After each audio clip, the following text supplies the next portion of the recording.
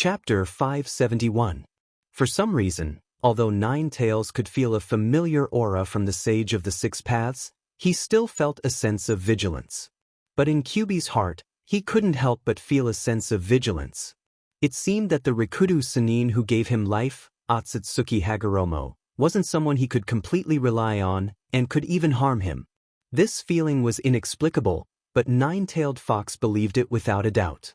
Compared to what she saw and heard, Kyubi believed more in her intuition that there was no need to doubt. Sage of the Six Paths, what do you need me to do? Looking at the Sage of the Six Paths standing opposite him, Ninetales still asked the Sage of the Six Paths despite having a certain degree of vigilance. I don't need you to do anything. I just need you to abide by the agreement between you and Naruto. The Sage of the Six Paths said to Ninetales with some confidence. You've watched Naruto grow up since he was a child. I'm sure you know how much potential he has. With my blessing, this doppelganger's strength has even surpassed Naruto's own. I won't go easy on him in this matter. Ninetales also believed that the Sage of the Six Paths would never go easy on him in this matter, because not only would it be an insult to Naruto, but it would also be an insult to himself. After taking a deep look at the Sage of the Six Paths, Ninetales slowly nodded his head. After all, the Sage of the Six Paths' request did not conflict with his original intention. He even increased the difficulty for Naruto instead of reducing the difficulty for Naruto. In a trance, the Sage of the Six Paths in front of Ninetales had completely disappeared at this moment. In front of Ninetales was still the doppelganger and Naruto who were fighting. It was only a short period of absent-mindedness, but the current situation of the battle had completely changed. Ninetales' doppelganger ruthlessly dislocated his arm to break free from Naruto's fighting rhythm. Although Ninetales' doppelganger reattached his arm later, the dislocation still affected the fighting ability of the arm. After Naruto noticed this, he began to madly attack Ninetales' doppelganger's arm that was not very flexible. At this moment, the battle between Ninetales' doppelganger and Naruto was almost non-technical. They were just exchanging blows. Ninetales' doppelganger's punch directly hit Naruto's cheek. After receiving the punch firmly, Naruto immediately stretched out his hand and grabbed Ninetales' doppelganger's wrist that was attacking him. He immediately clenched his other hand and attacked Ninetales' doppelganger's abdomen. The abdomen was the part of the human body that was most likely to feel pain. Naruto's punch directly made the expressionless Ninetales' doppelganger's facial muscles twitch. Seeing this, Ninetales had more or less understood the final outcome of this battle. Close combat tested one's willpower the most. When one's spirit and body became extremely tired, the only thing that could drive a person to continue fighting was a strong will. And compared to Naruto, who had always been fighting with high spirits, Ninetales' doppelganger was really not worth mentioning. At the end of the day, Ninetales' doppelganger was just a puppet-like existence created by mixing a trace of the Six Tao's power and Ninetales' chakra. Looking at Naruto's bloody body, Ninetales' eyes couldn't help but flash with a trace of struggle. To be honest, Ninetales really didn't think much of Naruto's current strength. If he really broke free from all the shackles, Ninetales believed that he would definitely become stronger than Naruto. However, whether it was the words that the Six Tao Immortal said to him just now or the vague feeling he got from Naruto, they were all affecting Ninetales, making Ninetales feel that he was the most suitable choice to be with Naruto. Forget it. I'll hold back a little and let Naruto control a part of my strength. Bang! The sound of a heavy object falling to the ground sounded in Ninetales' ears. Looking toward the sound, Ninetales' doppelganger had been punched to the ground by Naruto. His body, which was already somewhat illusory, finally disappeared without a trace at this moment. Seeing that his enemy was finally defeated by him, Naruto suddenly couldn't bear the fatigue in his body and mind after experiencing such a battle with someone who was evenly matched and even slightly stronger than him. As the fatigue hit him, Naruto finally sat on the ground.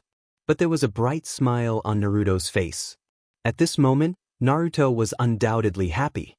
Because in the battle with Ninetales' doppelganger, Naruto actually learned a lot of tactics and fighting methods that he didn't think of before from Ninetales' doppelganger. More importantly, after defeating the Ninetales' doppelganger, It was equivalent to gaining the approval of Nine Tails. Am I finally going to break free from such a powerless state?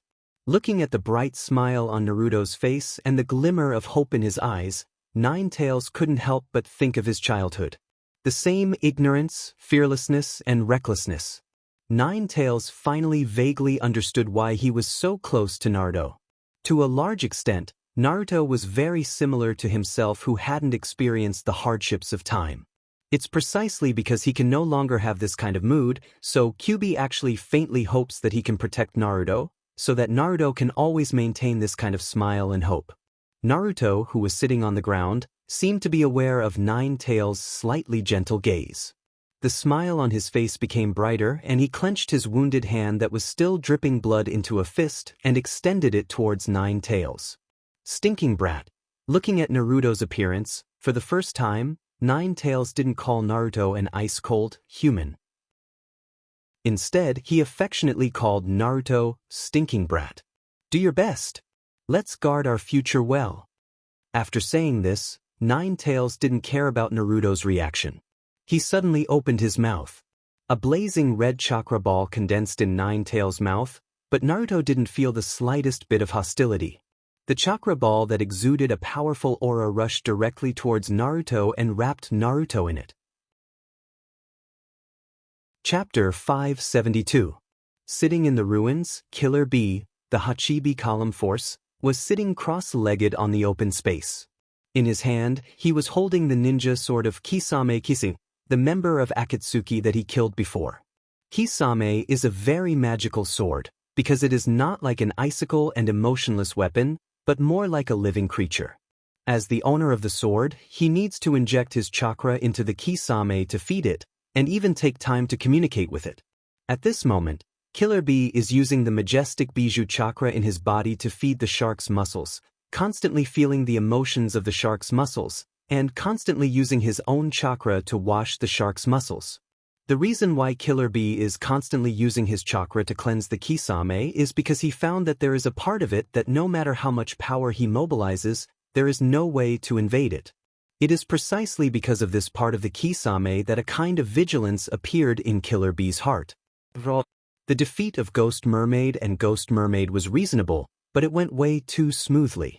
Just when Killer Bee was preparing to go deeper and even forcibly use his chakra to break through this part, a strong fluctuation suddenly appeared in the relief sculpture that entered the small space. Naruto? Or Nine Tails? Hachibi, who was sealed in Killer Bee's body, felt the powerful pressure of the nine-tailed beast's aura from the relief sculpture almost instantly.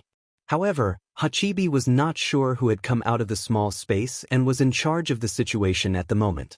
Killer Bee naturally knows what Hachibi is worried about at this moment. If Nine Tails really invaded Naruto's body, with the hostility of Nine Tails to mankind, the threat to the ninja world is not less than the Akatsuki organization that is waging war on the entire ninja world at this moment. The chakra in his body surged, and even the Hachibi chakra in his body was mobilized by Killer Bee.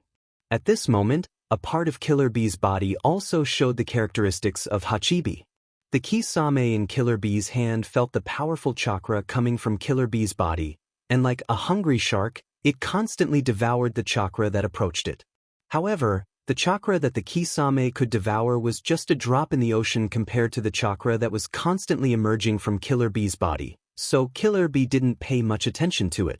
Finally, the powerful fluctuation from the relief sculpture finally stopped, and Killer Bee's hand holding the Kisame also became stronger. Naruto's body was wrapped in the golden chakra flame, and the flame condensed a pair of flaming ears with the characteristics of a fox on his head. Naruto has now entered the true Nine Tails chakra mode. A powerful momentum came from Naruto's body, but Naruto has also noticed the strong burden on his body. This mode can't be used for too long, otherwise, it will definitely endanger the foundation of his body. After checking his physical condition, Naruto also saw Killer Bee standing in front of him with a vigilant face. "Uncle Bee, don't be so nervous, it's me. I have reached an agreement with Nine Tails. I can use the power of Nine Tails without any hindrance." Naruto showed his signature smile to Killer Bee. Naruto's body was burning with the golden chakra flame. His bright smile combined with the golden flame burning on his body made him feel as bright as the sun. But, suddenly, Naruto felt a kind of malice from the kisame in Killer Bee's hand, as if piercing his heart. He instinctively mobilized the chakra in his body. A giant chakra hand appeared behind Naruto's back. Under Naruto's control, the giant chakra hand directly grabbed the barbed blade of the kisame. The chakra flame burning on the giant hand seemed to have encountered gasoline at this moment. It spread directly from the giant chakra hand, and almost in a moment, it had already burned the entire skin of the shark. Killer Bee knew that Naruto would never harm him, so he immediately let go of the kisame and let it fall directly to the ground. Yo, Naruto boy has become stronger. The kisame is very strange. You and I will work together to discover the mystery. Oh yeah, Killer Bee said to Naruto with a strange voice. And Naruto also quickly understood Killer Bee's meaning. After all, Killer Bee had been holding the kisame in his hand for a long time. Naturally, he was clearer than Naruto about some of the weird things. When the chakra flame burned on Naruto's body, he couldn't feel its power, but when the chakra flame attached to the kisame, its terrifying destructive power was directly displayed. Not only was the temperature terrifying, but more importantly, the solid shell on the surface of the kisame actually had a tendency to disintegrate at this moment. Voila, after the kisame suffered unbearable damage, it let out a strange roar like a living creature. However, Naruto didn't let go of the chakra hand holding the kisame, he just let the kisame roar strangely. Finally, as if the kisame couldn't withstand such damage, a powerful chakra burst out from its body. But this powerful chakra that burst out from the kisame was not the chakra that Killer Bee fed it. Instead, it had another familiar feeling. In the Nine Tails chakra mode, Naruto's perception of chakra became very sensitive. From this kind of chakra, Naruto quickly sensed the owner of the kisame. Kisame? Hearing Naruto's slightly surprised cry, Killer Bee, who was standing on the side, couldn't help but understand. Sure enough, Kisame still has a backup plan? As soon as Naruto's slightly surprised voice fell, the chakra flame wrapped around the kisame was directly dispersed by the powerful chakra that burst out from the kisame. The shape of the kisame also gradually changed, from the shape of a kisame to a human shape. And this human shape transformed from the kisame had a face that was almost identical to the kisame. After a short period of sluggishness, the kisame took a deep look at Naruto and Killer Bee standing opposite it. It didn't choose to fight directly. Instead, it directly turned around and increased its speed, trying to get away from Naruto and Killer Bee. Chapter 573. Seeing that Kisame suddenly appeared in front of them instead of Sharkbone, and had no intention to fight at all, Naruto and Killer Bee felt that this was a conspiracy. After all, Kisame made such an act of faking his death, there must be a purpose. Chase. Naruto and Killer Bee had such a thought at the same time. Killer Bee and Naruto both increased their speed and chased after Kisame. However, whether it was because the Kisame ghost shark had retained some of its strength before, or because it had fused with the shark's muscles, its physical fitness had greatly improved. The Kisame ghost shark was able to rely on its speed to leave behind the two Jinchuriki who had been blessed by the tailed beasts. While rushing, Kisame also began to sense the powerful Hachibi chakra in his body from Killer Bee. This powerful chakra that belonged to Hachibi was actually the real purpose of Kisame. In Akatsuki organization, Kisame was one of the few people who really knew about Uchiha Obito's almost delusional Eye of the Moon plan in advance. His experience since childhood made Kisame very disappointed in this world. Uchiha Obito appeared in front of a person who was full of disappointment in this world, and used his silver tongue to describe such an illusory world for Kisame. Because there was no goal for him to fight for, Kisame also unconsciously regarded Uchiha Obito's almost delusional plan as a pursuit that he could fight for.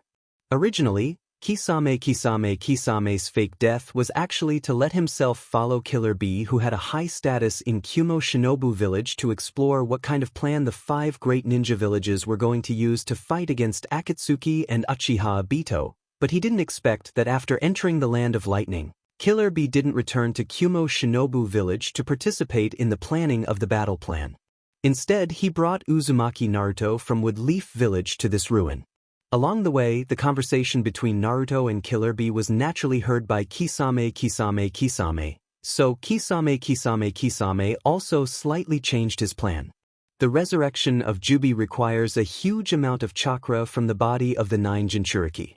Now, 7 of the 9 Jinchuriki have been collected by Akatsuki, and only the Hachibi Jinchuriki and Kyubi Jinchuriki have not been captured yet. However, there was not only one way to resurrect the Jubi. Before he came here, Black Zetsu, who had been acting as the agent of Uchiha Obito, told Kisame a way to resurrect the Jubi without capturing the 9 tails and the 8 tails. The power of the 9-tailed beasts was indeed the key to resurrecting the 10 tails. Only by gathering the characteristics of the 9-tailed beasts and a huge amount of chakra could the 10 tails be completely resurrected. But if it was only resurrecting the Jubi, it was actually not so difficult. As long as the 9-tailed beast's chakra were collected as a primer, plus a certain amount of chakra, it was actually completely possible to awaken the Jubi. Although this method may cause the Jubi's power to be somewhat incomplete, but it was also a way to awaken the Jubi. Therefore, Kisame used his shark flesh to continuously absorb the Hachibi chakra from Killer Bee's body during this period of time, in order to leave a backup plan for Uchiha Obito's Eye of the Moon plan. As long as he obtained enough Hachibi chakra as a seed, the possibility of resurrecting the Jubi would become more likely. The only regret was that he didn't collect the 9 tails chakra, but since he had been discovered, there was nothing he could do. Therefore, Ghost Merman and Ghost Merman decided to stop while they were ahead. At the moment they were discovered, they decided to retreat. After completely integrating himself into the Sharkman's muscles, the physical fitness of Kisame has been greatly improved.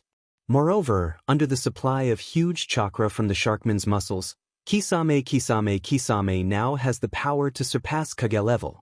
Just as the Kismet Ghost Shark was using all kinds of skills and pushing his body to the limit to almost leave Naruto and Killer Bee behind, a green figure suddenly appeared in front of the Kismet Ghost Shark, blocking his way. "Aren't you that shark-faced?" Suddenly, he saw the dried persimmon ghost shark that was almost unrecognizable. Although he was a little dazed, he still recognized the dried persimmon ghost shark. After all, when he was in Konoha, Might Guy had a very fierce battle with Kisame. In the following years, for some unknown reason, many battles between Kisame and Might Guy have also taken place. After so many battles, Might Guy naturally remembered the physical features and even the aura of the Kismet Ghost Shark very clearly. However, he still couldn't remember the name of the Kismet Ghost Shark clearly. He still called the Kismet Ghost Shark by the nickname Shark Face. "Woodleaf Rare Beast. My name is Dried Persimmon Ghost Shark. Remember it?" Seeing Might Guy standing in front of him, the Kismet Ghost Shark knew that a battle between him and Might Guy was inevitable. At this moment, the Kismet Ghost Shark looked like he was born for battle. His dark blue body and the sharp spikes that appeared on his joints proved that he had completely entered the battle mode. The Kismet Ghost Shark was very unhappy that he could only run away when he saw Naruto and Killer Bee just now. Although the Might Guy in front of him could be regarded as a strong opponent before, he was now fully strengthened. The Might Guy he met before was definitely not a match for him. Since he could fight wantonly, the Kismet Ghost Shark naturally wouldn't hide his desire to attack. As long as he could defeat Might Guy quickly, he would have time to complete his plan. From the bottom of his heart, Kismet Ghost Shark also hoped that he could defeat Might Guy. After going through so many battles, Might Guy and Kismet Ghost Shark had developed a mutual appreciation for each other. Thinking that he could defeat Might Guy, who was standing in front of him, Kisame Ghost Shark's heart was actually moved a little. Chapter 574. Without any hesitation, Kisame directly rushed towards Might Guy. For a long time, Kisame gave others the impression that he was a ninjutsu-type ninja who relied on his huge chakra to use all kinds of ninjutsu to defeat the enemy. Although he had the 7 Sword of the Mist in his hand, in fact, Kisame didn't have a particularly outstanding record in close combat. And Mike Guy was also a person who had fought with Kisame several times, so he had a certain understanding of Kisame. To be honest, Kisame's taijutsu level has only reached the passing line of Jonin, but his taijutsu level isn't the strongest among Jonin. At this moment, Kisame dared to directly attack. Such behavior made Mike Guy, who was proficient in taijutsu, slightly raise his vigilance. There must be a reason behind this abnormality. This principle could be applied to everything. Looking at Kisame rushing towards him, Mike Guy, as a ninja who specializes in taijutsu, naturally won't be afraid of any taijutsu challenge. Kisame looked at Mike Guy, who was standing in front of him without dodging, and a trace of anger flashed in his eyes. After all, Mike Guy didn't take him seriously at all. Kisame also knows that close combat is his weakness, but being treated with contempt like this is unacceptable to anyone, let alone Kisame, who is a bit proud and arrogant. You rare beast! Get ready to be defeated by me. Clenching a fist on his waist, chakra was constantly condensing on Kisame's fist. The powerful energy has even wrapped Kisame's fist with a layer of wind, looking quite fierce. Kisame's taijutsu is very different from Mike Guy's taijutsu. The taijutsu that Kisame is using at this moment should be called ninjutsu, which is to apply chakra to his own taijutsu, using chakra as the main application and taijutsu as an auxiliary means of combat. With the huge chakra, Kisame's fighting style without caring about the consumption of taijutsu has undoubtedly greatly increased the destructive power of Kisame's attack. Looking at Kisame who clenched his fist and attacked him, Mike Guy's face was dignified, but he had no intention of dodging. The simplest way to understand the level of a person's taijutsu is to take a punch from that person. When this punch landed on his body, as a ninja who specializes in taijutsu, it was easy for him to distinguish his opponent's physical fitness and strength. Shark face, I'm waiting for you to defeat me. To be able to have a formidable opponent in life is to have a truly youthful life. Looking at the Kismet ghost shark, Mike Guy opened his mouth and laughed out loud, revealing a row of sparkling white teeth. Hearing Mike Guy's words, even though Kisame thought that he already knew Mike Guy well enough, but he still couldn't help but have a big drop of cold sweat on his face. Sure enough, this guy wearing green tights is indeed a rare beast.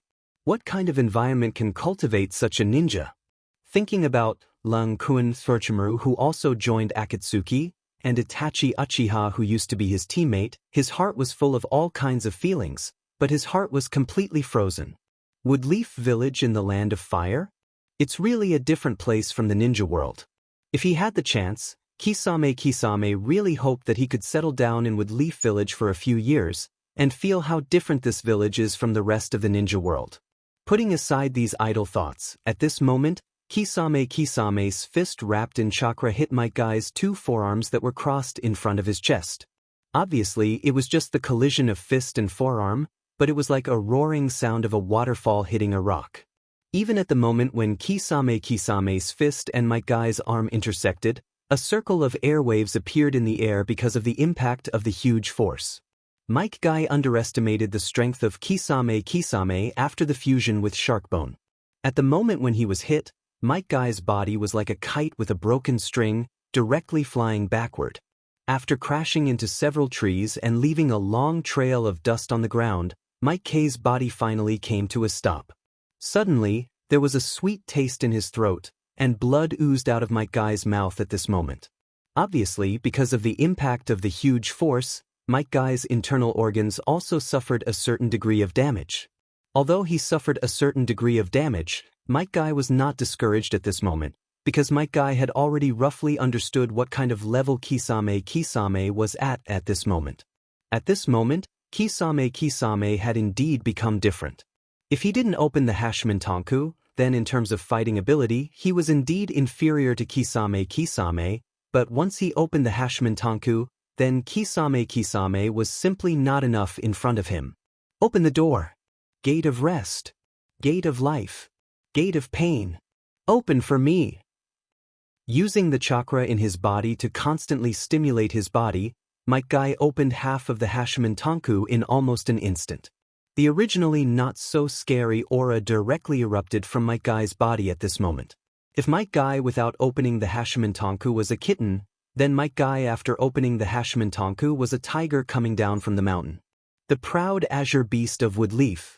This was what Might Guy had always called himself. Although Kisame felt that Might Guy was more of a rare beast than a beast, Might Guy who had truly entered the battle state was definitely an opponent that couldn't be underestimated. Hearing Might Guy's roar when he opened the Hashiman Tonku, Kisame, who had been standing in place after attacking Might Guy, couldn't help but be on guard. The muscles all over his body tightened. Kisame knew that the real battle between him and Might Guy had just begun. Chapter 575. Ah! In the smoke and dust, Might K's special roar appeared in Kisame's ears. Unlike the general ninja who specializes in assassination, Might K is better at direct confrontation. So this roar is in line with Might K's fighting style, to gain the upper hand by a show of strength. At the same time Might K roared, the thick smoke was like a fragile soap bubble. It was directly shaken and dispersed. Might K's body, which was wearing a green tights, was also burning with green chakra flame. The green chakra flame slowly burned on Might K's body. Coupled with Might K's white eyes and red skin, he looked full of violent power. Like a flying cannonball, Might K rushed straight towards Kisame. Looking at Might K, who seemed to be unscathed, rushing towards him, Kisame knew that now was not the time to be arrogant, and immediately began to form hand seals. Water release. Water explosion shockwave. Finally, Kisame used his best water release ninjutsu.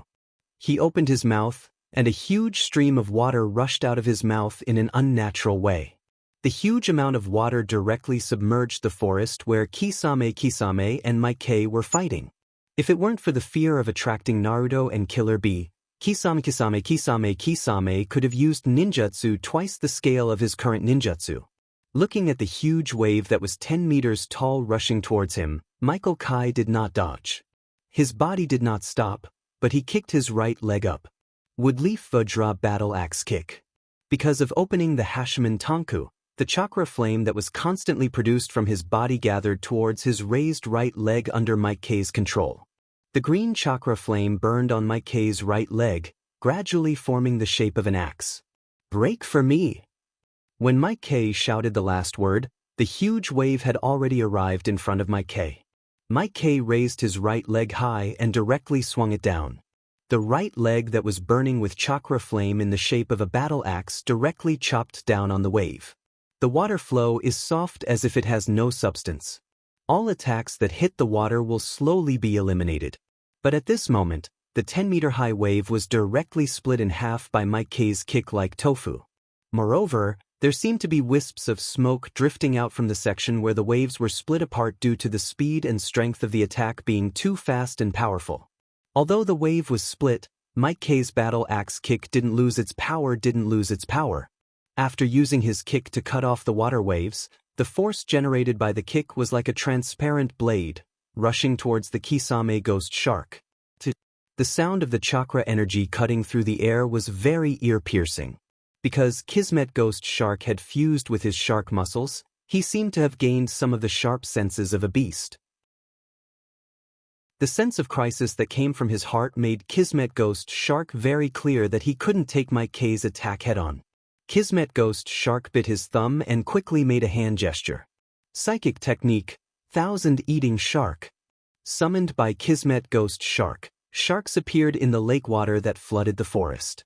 Under Kismet Ghost Shark's control, all the sharks came to the path of the chakra energy attack. They swung their tails and leaped high from the water, directly blocking the chakra energy with their bodies. Compared to the sharp strength chi blade, the shark's pure flesh and blood body was still not enough to look at. But Kismet Ghost Shark had summoned nearly 1,000 sharks.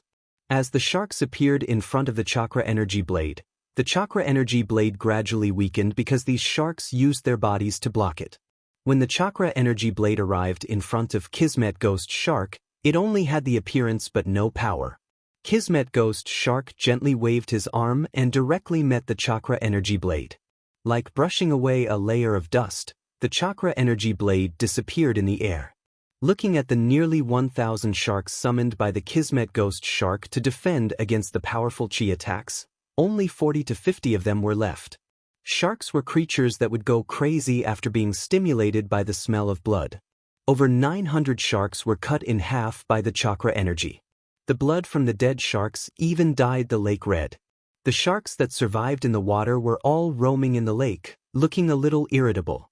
Under the guidance of the Kismet Ghost Shark, the remaining 40 to 50 sharks all locked their attacks on Mike K, who had been dashing towards the Kismet Ghost Shark all this time. Water release. Water shark bullet technique, change. Kismet Ghost Shark quickly formed a hand seal, then pressed his hand on the water surface. Huge chakra energy kept rushing into the water. These chakra energy streams wrapped around the remaining sharks. At this moment, these ordinary sharks seemed to be covered with a layer of armor molded by water. They directly turned from a normal 2-meter-long shark to a 5-meter-long shark.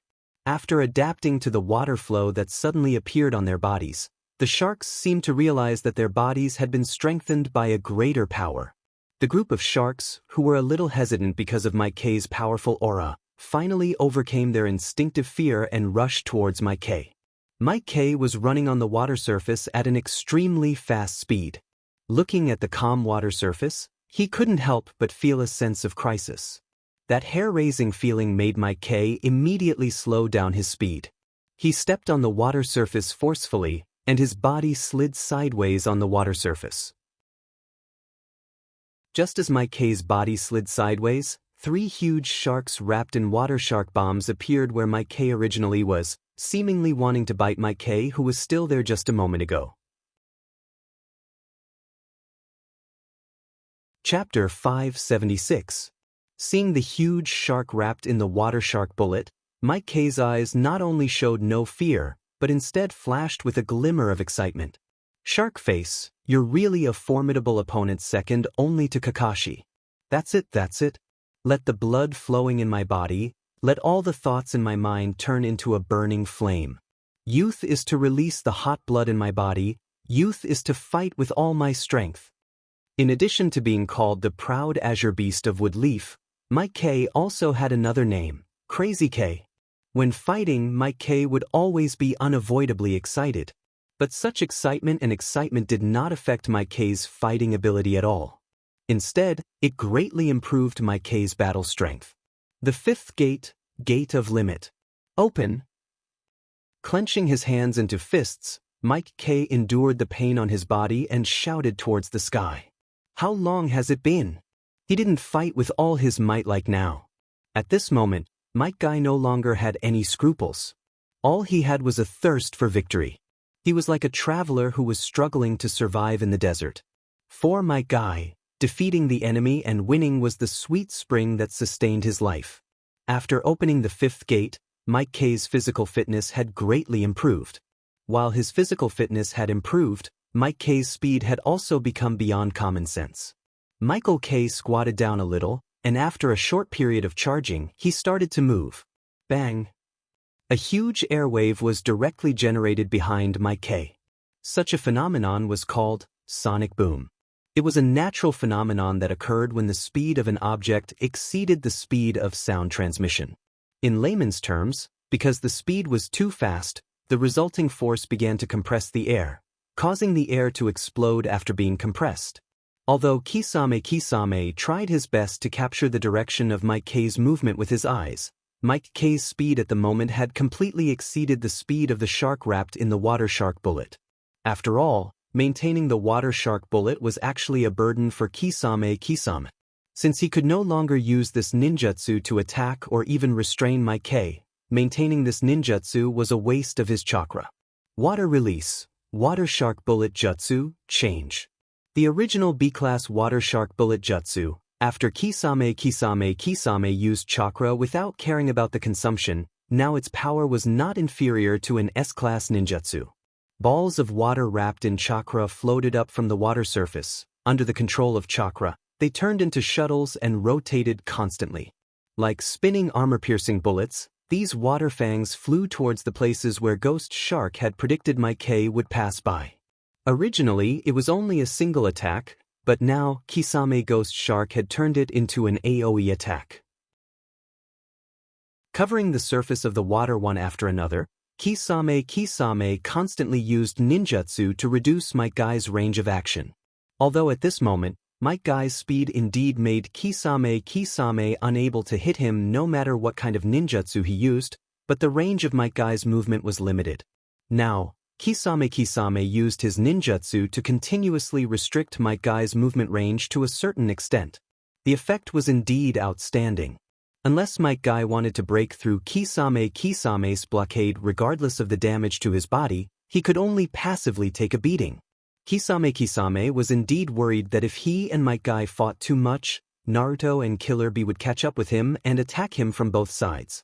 But for Mike K, he was also very worried about time. Although the 8 inner hidden gates were powerful, the burden on the human body was too heavy. For him, the 8 inner hidden gates could only be regarded as a trump card, not a means that he could use frequently. At this moment, after fighting with Kisame for a while, Mike Guy could already feel that his body was beginning to be overwhelmed. He could even vaguely hear a whining sound coming from the depths of his body. I can't be suppressed by Kisame like this. Mike Guy only had such a thought in his mind. After fighting for such a long time, he didn't even leave any scars on Kisame's body. Such a battle could almost be said to be fruitless, and Mike Guy couldn't bear such a battle. Pressing his thumb on his body, Mike Guy poured his chakra into his fingertips. In this way, Mike Guy once again opened the next gate of the 8 inner hidden gates. The 6th gate, Gate of View. Open. When opening the Gate of View, Mike Guy didn't roar as loudly as before. Instead, he said such words in a low and hoarse voice. When Mike K hid all his rage in the bottom of his heart, his low voice sounded like that of a god who was judging the world. His eyes that had completely turned white stared straight at Kisame, who was standing behind the water splashed by the water. Obviously, there was no trace of emotion on his face, but Kisame's heart couldn't help but feel a chill that was difficult to dispel.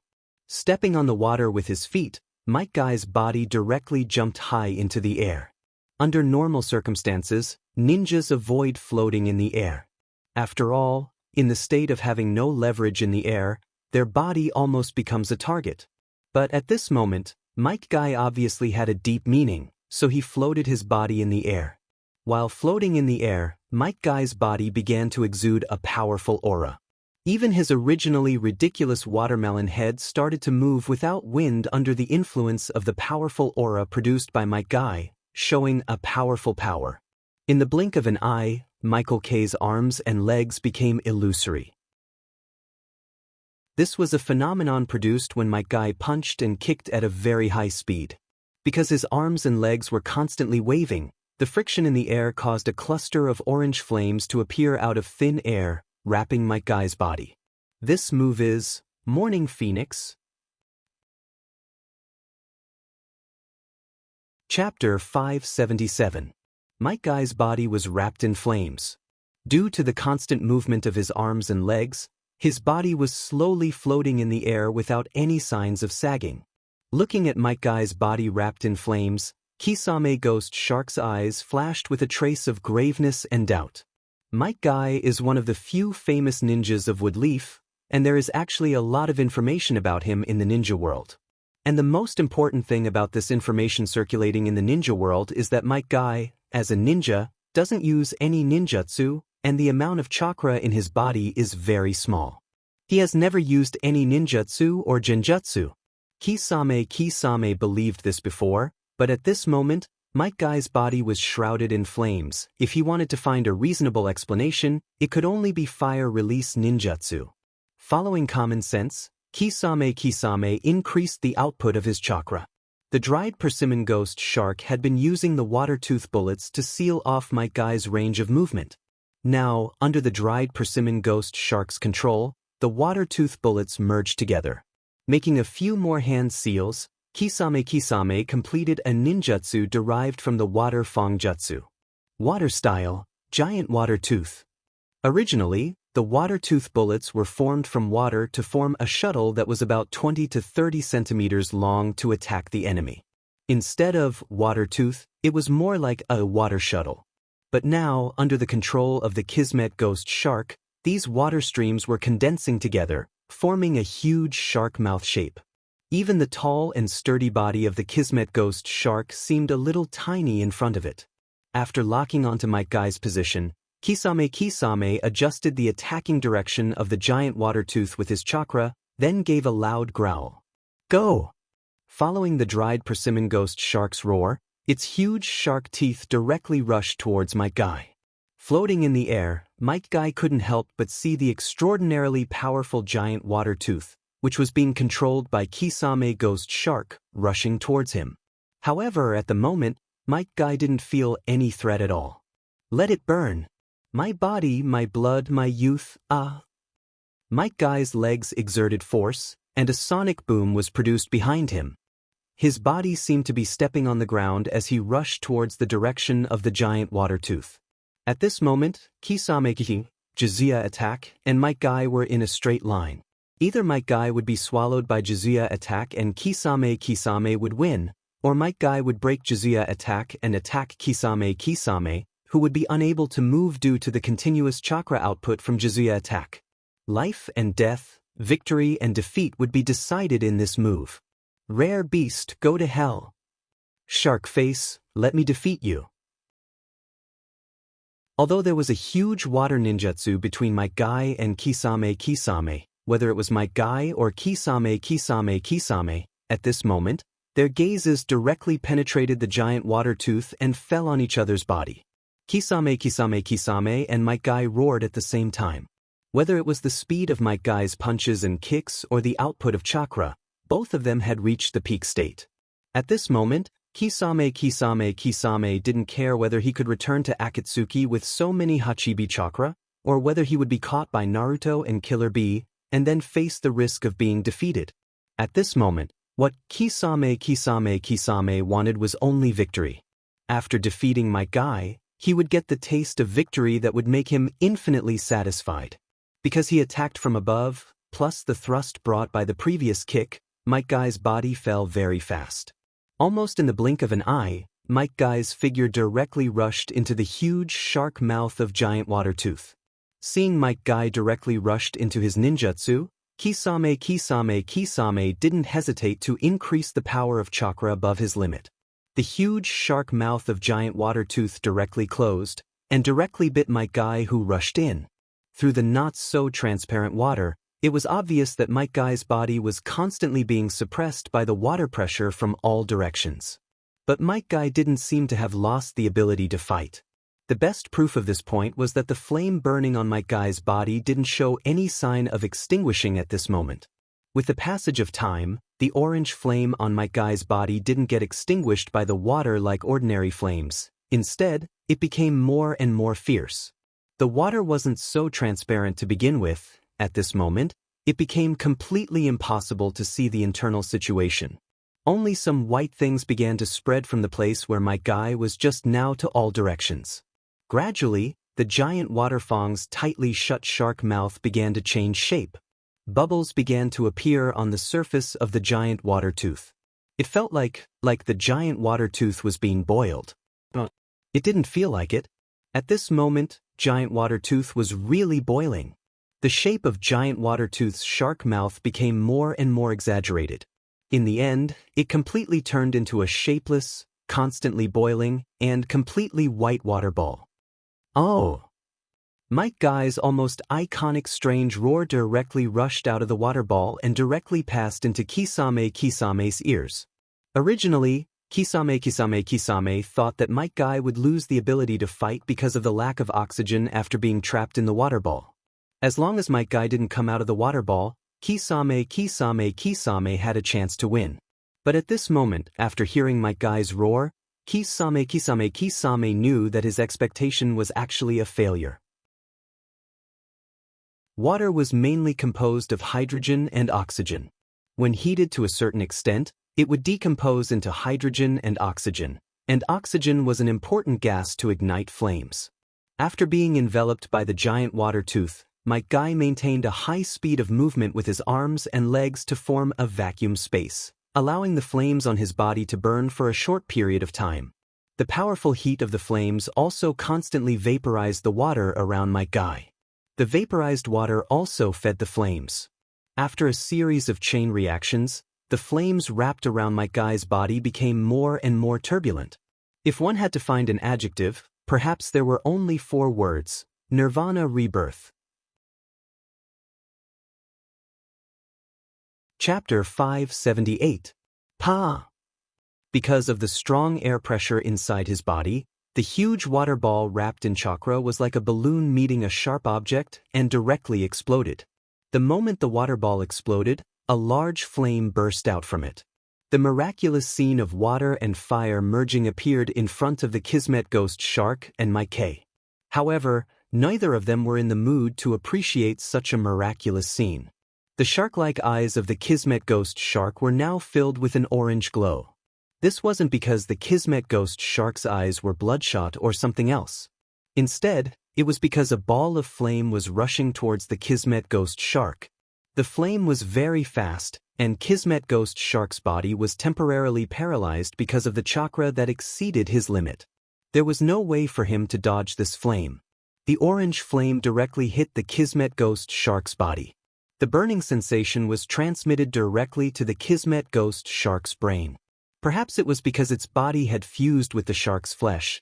The Kismet ghost shark's sense of pain had become much sharper. Its steel-like will was completely unable to resist the burning sensation coming from its skin. Ah! A mournful cry came out of Kismet ghost shark's mouth, but such a cry was not enough to stop Might Guy's action. Like a ghost, Might Guy's figure appeared directly in front of Kismet ghost shark. Without the slightest hesitation, Might Guy clenched his hand into a fist, and after a short period of power, he directly punched Kismet ghost shark's abdomen with his fist. Its dark blue, shark-like skin couldn't do any harm to Might Guy's powerful fist at all. Like a sharp scalpel, Might Guy's fist directly pierced into the Kisan ghost shark's abdomen. Because his internal organs were injured, Kismet ghost shark's shark-like face directly twitched, and his mouth with sharp teeth spat out a large mouthful of blood. The hot blood directly poured on Might Guy's arm that was deeply stabbed into Kismet ghost shark's abdomen. The chakra flame that appeared on Might Guy's body because of the opening of the 8 inner hidden gates slowly extinguished at this moment. The powerful aura emanating from Might Guy's body disappeared without a trace the moment the chakra flames disappeared. The floating hair, the white eyeballs, and the red skin all over his body also disappeared in an instant. Might Guy looked at Kismet ghost shark that he had attacked, and his eyes flashed with deep fatigue. He forcefully pulled out his hand from Kismet ghost shark's abdomen. Kismet ghost shark's body, which had become somewhat weak due to the injury, directly fell to the ground. The moment Kismet ghost shark fell to the ground, the shark's muscles and Kismet ghost shark separated. The size of the shark's muscles seemed to have become slightly smaller due to the consumption of a large amount of chakra, and the body of Kismet ghost shark at this moment exuded a very unnatural pale color, without even a trace of blood. In the end, Might Guy still held back. After all, although the two sides had spoken a lot of harsh words during the battle, Might Guy had never said that he would kill Kismet ghost shark from the beginning to the end of the battle. People need close friends in their life, but they also need strong enemies. Although Might Guy has always said that Hatake Kakashi is his lifelong enemy, but after all, Might Guy and Hatake Kakashi are ninjas from the same ninja village. To a large extent, Might Guy and Hatake Kakashi can be said to be close friends who compete with each other and promote each other. Kismet ghost shark is different. Kismet ghost shark is a member of Akatsuki, which is completely hostile to Woodleaf village. From the moment they met Kismet ghost shark, Might Guy and Kismet ghost shark were destined to be enemies. As the friction between Akatsuki and Konoha increased, Might Guy and Kisame appeared again and again, as if it was their destiny. Fighting is the best way to understand a person. So although Kismet ghost shark and Might Guy didn't say it clearly, but there is a faint feeling of mutual appreciation between them. At the moment when Might Guy was accumulating his power while attacking Kisame, Might Guy kept reminding himself that he must not hold back. He must not hold back. However, when his fist was about to land on Kisame's body, his fist, which was originally aimed at Kisame's heart, involuntarily moved towards Kisame's waist and abdomen. Intentionally or unintentionally, Might Guy's fist even avoided the fatal part of his abdomen. Why don't you kill me? At this moment, although Kismet Ghost Shark's eyes have become slightly lifeless, but he still tried to look at Might Guy, as if he wanted to see more clearly the powerful man who defeated him. Hearing Kismet Ghost Shark's question, Might Guy's eyes also became absent-minded. Because Might Guy actually didn't know why he spared Kismet Ghost Shark's life. All of this seems to be his heart telling him that he didn't want Kismet Ghost Shark to die like this. Seeing the obvious lifeless struggle in Might Guy's eyes, Kisame Ghost Shark, who was lying on the ground, couldn't help but reveal a faint smile. Unlike the mocking smile he made before, at this moment, Kismet Ghost Shark's smile revealed infinite regret and envy. Konoha Village. Sure enough, they have cultivated a group of naive fools. Obviously such naivety is enough to be fatal in the man-eat-man ninja world, but why can't I help but feel a bit envious when I see the naivety in your heart? Kismet Ghost Shark suddenly thought of his former teammate Itachi Uchiha and the current actual leader of Akatsuki organization Uchiha Obito, and his eyes gently slid over Might Guy's body. Then Kismet Ghost Shark couldn't help but say, "If I was also born in Woodleaf Village, how good would it be? You and I would definitely become best friends." Chapter 579. Standing in front of Kismet Ghost Shark, Might K looked at Kismet Ghost Shark's face and listened to him murmuring. At the same time, the struggling look in Might K's eyes grew clearer. Disregarding the hostile relationship between the Kismet Ghost Shark and himself, Might Guy squatted down in front of the Kismet Ghost Shark and said, "Instead of being so envious, why don't you come back to Woodleaf with me? As long as you tell us everything, I believe that neither Hokage-sama nor anyone else will make things difficult for you. Under my care, even if you don't become a ninja, you can live a good life in Woodleaf. In fact, everything is still not too late, you can?" Might K, who had always been extremely careless, was now earnestly preaching to his enemy, the Kismet Ghost Shark. Moreover, judging from Might K's eyes that were brimming with concern, it was clear that Might K truly hoped that Shien could help the Kismet Ghost Shark, or even spare its life. The Kismet Ghost Shark didn't interrupt Might K, but Might K didn't say anything after half of his sentence. Michael K wasn't a stupid person. In fact, in many cases, Michael K was intelligent and full of his own style. When Might Guy first persuaded Kisame, it was indeed out of his sincerity, but the more he talked, the more he realized how unrealistic his promise to Kisame was. Although he didn't get involved in politics, Might Guy was one of Woodleaf's top jonin after all. Many of Woodleaf's dark side were exposed in front of Might Guy. If he really brought the dried persimmon ghost shark back alive, what kind of treatment would that dried persimmon ghost shark receive? Although he didn't directly see Woodleaf's interrogation department and the various interrogation methods of Woodleaf's Umbu, Might Guy still heard a lot of information from Kakashi, who had experience in the Umbu. To be honest, even if Kisame has the strength of a Kage level or even higher, once he falls into the hands of Woodleaf's interrogation department and Woodleaf's Umbu, being able to keep his mind is already the best state for him. One must know that whether it is Woodleaf's interrogation department or Woodleaf's Umbu, there are many Yamanaka clansmen who are proficient in spiritual manipulation and exploration. Forcibly invading the enemy's brain and obtaining information from their memories is the Yamanaka clan's specialty, and it is also the ultimate method of the Umbu and the Woodleaf's Umbu. So, you are really naive. Looking at Might Guy, who didn't say anything, Kisame Ghost Shark grinned widely. He didn't feel any sadness at the end of the road. Instead, he felt a different sense of relief. "I'm a ninja from the Mist Village. From childhood to adulthood, my life was full of betrayal and killing each other. Every friend of mine could become an enemy who wants to kill me in the next moment. Although when I grew up, I understood that this kind of situation actually only exists in the Mist Village. But as I came into contact with more and more people, I found that there is no difference between the cruelty of the Mist Village and the cruelty of the ninja world. Everyone can still put you to death, and even compared to the Mist Village, there are countless ways to kill people in the ninja world. When I realized this, a part of my heart had already collapsed. At that time, I met the current leader of the Akatsuki. He didn't hide anything and told me about his plan.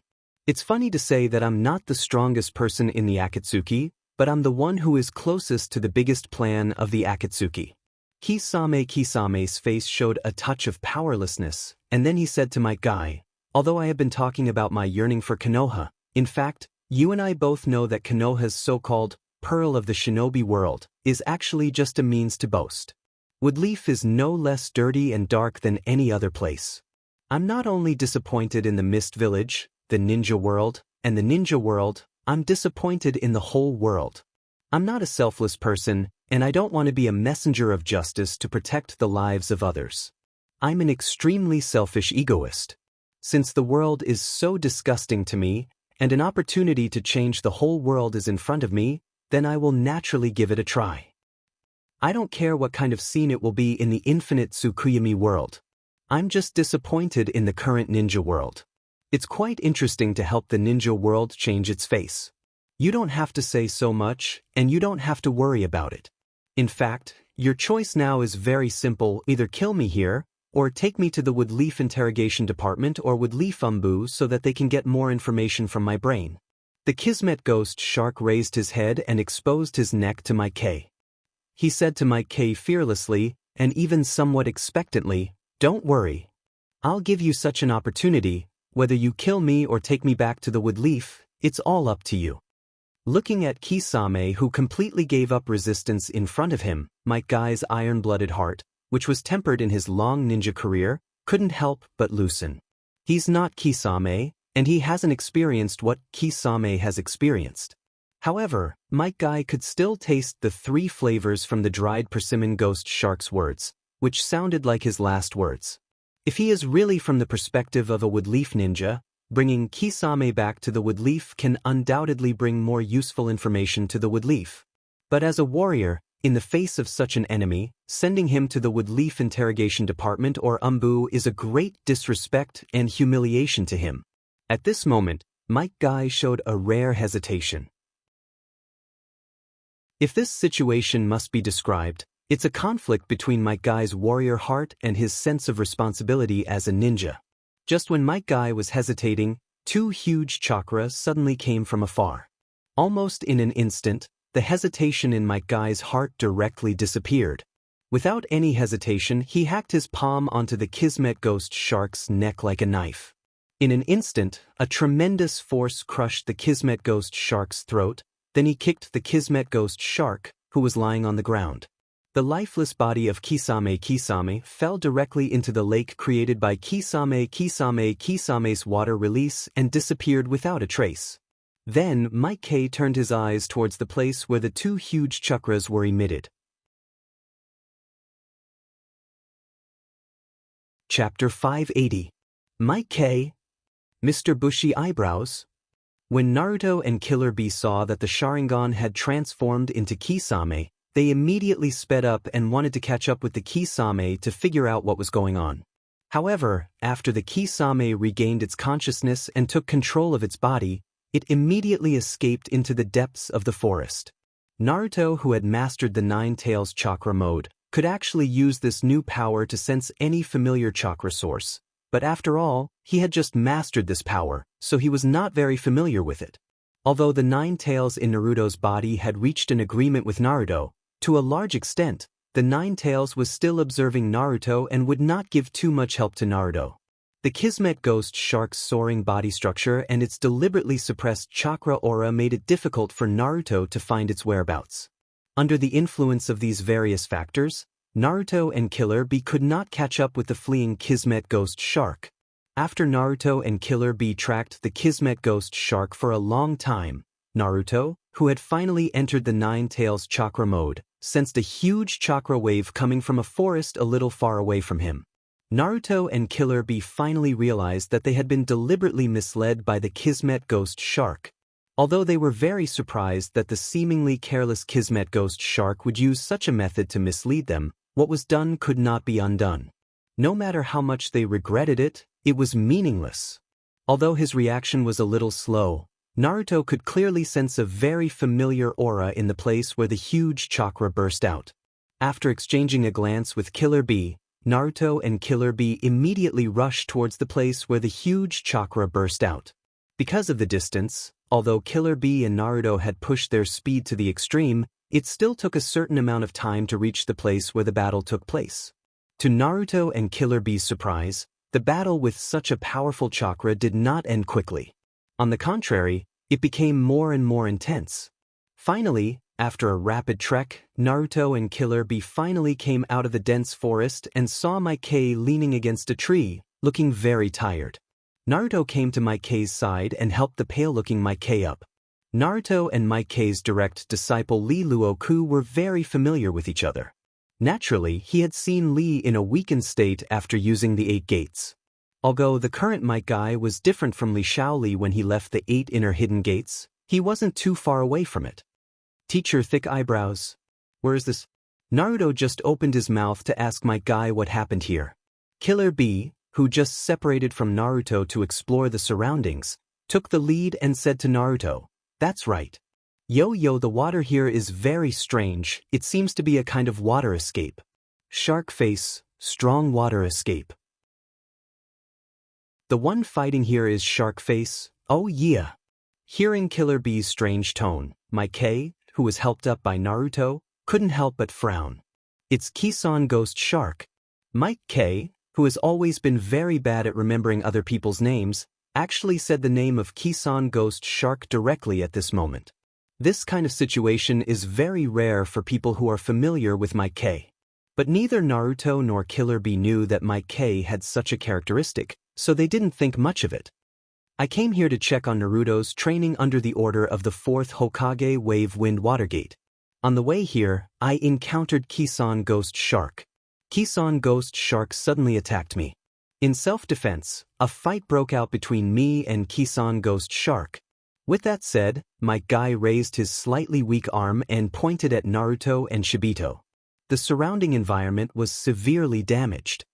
Everything here is proof of my battle with Kisan Ghost Shark. In the battle, because I was at a disadvantage, I used a powerful forbidden technique to kill Kisan Ghost Shark here. However, after using the forbidden technique, my body will enter a period of weakness. Therefore, the corpse of the Kismet Ghost Shark was swept into this lake that he created himself. In order to fight with me, Kisan Ghost Shark summoned a lot of sharks in this lake. Although Kisan Ghost Shark is dead now, there are still shark summoning beasts that haven't exhausted chakra swimming in it. Now I can't guarantee whether Kisan Ghost Shark's body is intact or not.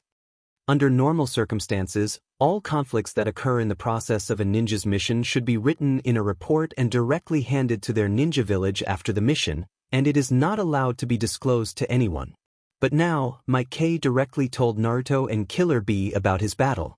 Such behavior is actually not allowed, but Maikei's temperament is simply too unpredictable for people in the ninja world, and Naruto and Killer Bee are actually people who don't care about trifles, so naturally, they didn't question Maikei's words. After handing over Maikei to Killer Bee, Naruto slowly walked to the side of the lake that Kisan Ghost Shark created with his water release. The golden chakra flame that had been extinguished on Naruto's body burned again at this moment. Naruto slowly stretched out his right hand in front of himself and opened his palm. The golden chakra flame was constantly condensing in it. Gradually, a golden flame lotus with red color appeared directly in Naruto's palm. Carefully observing the lake with his eyes and constantly feeling the faint chakra aura from Kisan Ghost Shark's lifeless body in the lake, Naruto gently raised his palm, and the flame lotus fell directly into the lake. Similar to the method Maikei used to deal with Kisan Ghost Shark, Naruto used fire to restrain the water release at this moment. The flame lotus that Naruto threw out at this moment was actually a kind of compression of the Nine Tails chakra, but the Nine Tails chakra itself was full of blazing aura, so it was not worth mentioning to evaporate some water. The moment the flame lotus fell into the lake, the whole lake began to evaporate rapidly. Chapter 581. Although it's just a small flame that's not even as big as a fist, the huge amount of heat it contains is undoubtedly revealed in the confrontation with the water. The moment the yellow flame lotus with a tinge of red fell into the lake, the entire lake began to vaporize rapidly. However, after the water was vaporized into mist, it instantly disappeared under the attack of the huge heat, just like ice and snow meeting the scorching sun. Such a miraculous thing appeared directly in front of Mike Guy. Mike Guy has been a ninja in the ninja world for so many years. Naturally, he has seen a lot of powerful ninjas. Even the most proficient ninja in the ninja world, the Uchiha clan, is a member of Woodleaf. But even though he has seen so many powerful ninjas, the fire release they used is still within the scope of Mike Guy's understanding.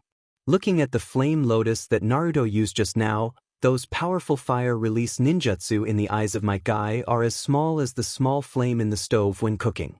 In the blink of an eye, the lake that originally didn't look small has turned into a huge pit at this moment, and even the ground at the bottom of the lake has cracked inch by inch under the heat of the flame lotus that Naruto just used. Standing on the edge of the pit, Naruto jumped directly to the bottom of the lake. Step by step, he walked on the cracked ground. At the feet of Naruto, there are shark corpses that have lost their lives because of the high temperature of the flame lotus, but Naruto didn't care about these. Instead, he continued to walk towards the center of the cracked ground. The closer he got to the center of the land, the more shark corpses there are. In the middle of these shark carcasses, there was a carcass that had lost its head and limbs. Its internal organs spilled out and flowed all over the place. Although he can't immediately confirm his identity with a little bluish skin, Naruto knows that this person is Kisame Kisame. After all, as a Woodleaf ninja, Naruto still trusts Mike Guy, who has always been very loyal and honest. Originally, Naruto thought about whether he could find a relatively intact corpse of Kisame Kisame and bring it back to the Woodleaf so that the Yamanaka clan can read some information from the brain of Kisame Kisame. But now that the corpse of Kisame Kisame has been gnawed by those sharks, Naruto's idea of obtaining information from the corpse of Kisame Kisame has faded a lot. In fact, Kisame Kisame and Naruto are quite related. When Naruto was still weak, Kisame Kisame and Itachi Uchiha appeared in front of Naruto more than once. Attacking Naruto and Jiraiya wanted to capture the Nine Tails. Although he didn't say it, in fact, Kisame was a shadow in Naruto's heart. Such an existence that had threatened his life countless times has now become so miserable. Naruto didn't know what kind of emotion was in his heart. Was it relief or regret? Naruto couldn't explain it now. Alas, Naruto looked at the miserable Kisame in front of him, and after a long sigh, the chakra flame on his body suddenly surged. A giant chakra hand was directly produced behind Naruto. The giant hand slightly turned into a hook and drew a line on the ground, and a huge pit directly appeared on the ground. Once again condensing a smaller chakra hand behind him, Naruto directly put the remains of Kisame on the ground and the several sharks lying on the ground beside it into the pit.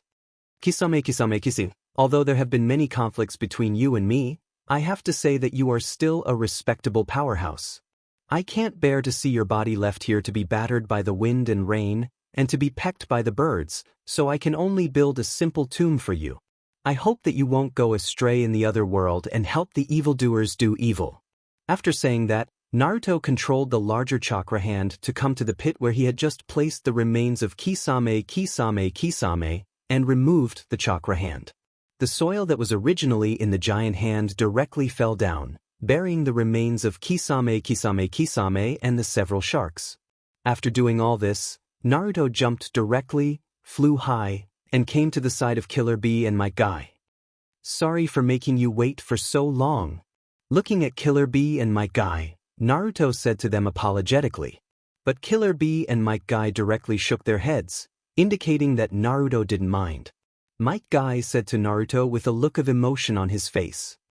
Although we have different standpoints, I have to say that Kisame is indeed a respectable opponent.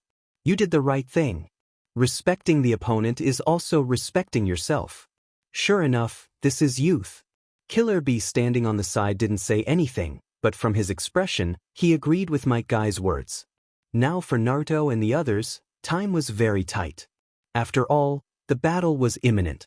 No one could guarantee that during the period when Kisame left the sight of Naruto and was met by Might Guy, or even when he faked his death and hid in the shark skin, he didn't pass on any important information.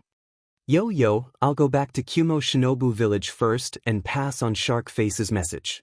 You guys go back to Woodleaf and actively prepare for war. The war is about to break out, we must seek victory.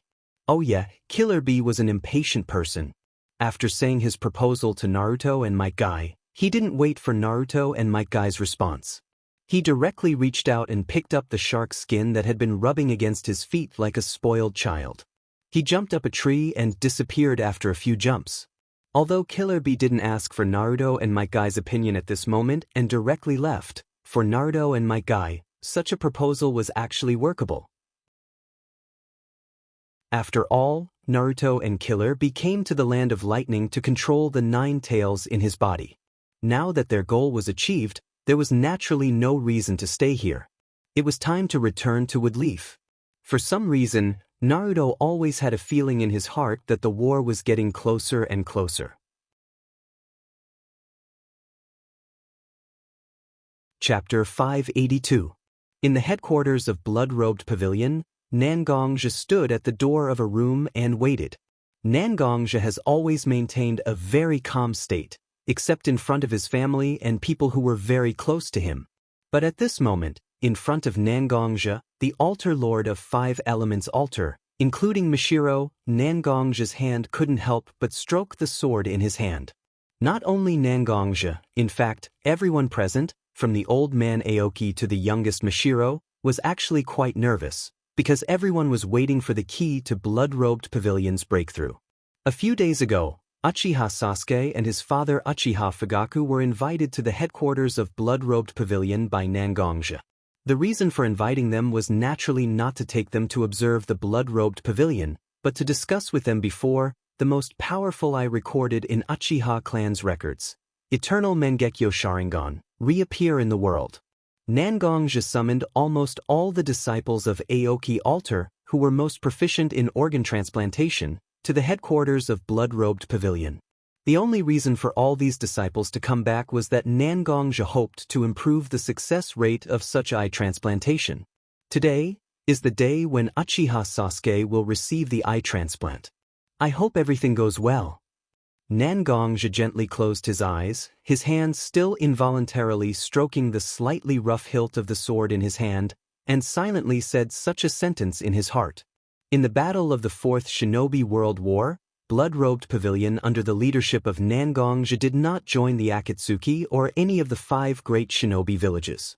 Although it's not clear what kind of disadvantages such a choice will bring, Blood-Robed Pavilion avoided the situation of participating in the battle and suffering losses. But Blood-Robed Pavilion is different from ordinary forces. Blood-Robed Pavilion is second only to the 5 great shinobi villages, and to a certain extent, it can even compete with the Akatsuki that hasn't completely exposed its cards. The more powerful the force, the more scruples it will have. Akatsuki itself is hostile to Blood-Robed Pavilion. After all, Akatsuki wanted to annex Blood-Robed Pavilion before. Because of various circumstances, Nangongja didn't think that joining the 5 great shinobi villages was a good choice for Blood-Robed Pavilion. Therefore, Uchiha Sasuke, the most powerful eye in the shinobi world, besides Rinnegan, the Sharingan. After all, the Sharingan, the most powerful eye is the Sharingan. Even the current actual leader of Akatsuki, who calls himself Uchiha Madara, actually only has Mangekyo Sharingan. If he can control Uchiha Sasuke, who has Eternal Mangekyo Sharingan, in his hands, it is actually equivalent to controlling a big killing weapon. So, whether Sasuke's eye transplant is successful or not, in fact, it represents the most important gear of Nangongja's plans. The sound of the wooden door being opened was so clear that it was transmitted to everyone's ears. One by one, The disciples of blood-robed pavilion, wearing white clothes, came out of the room one after another.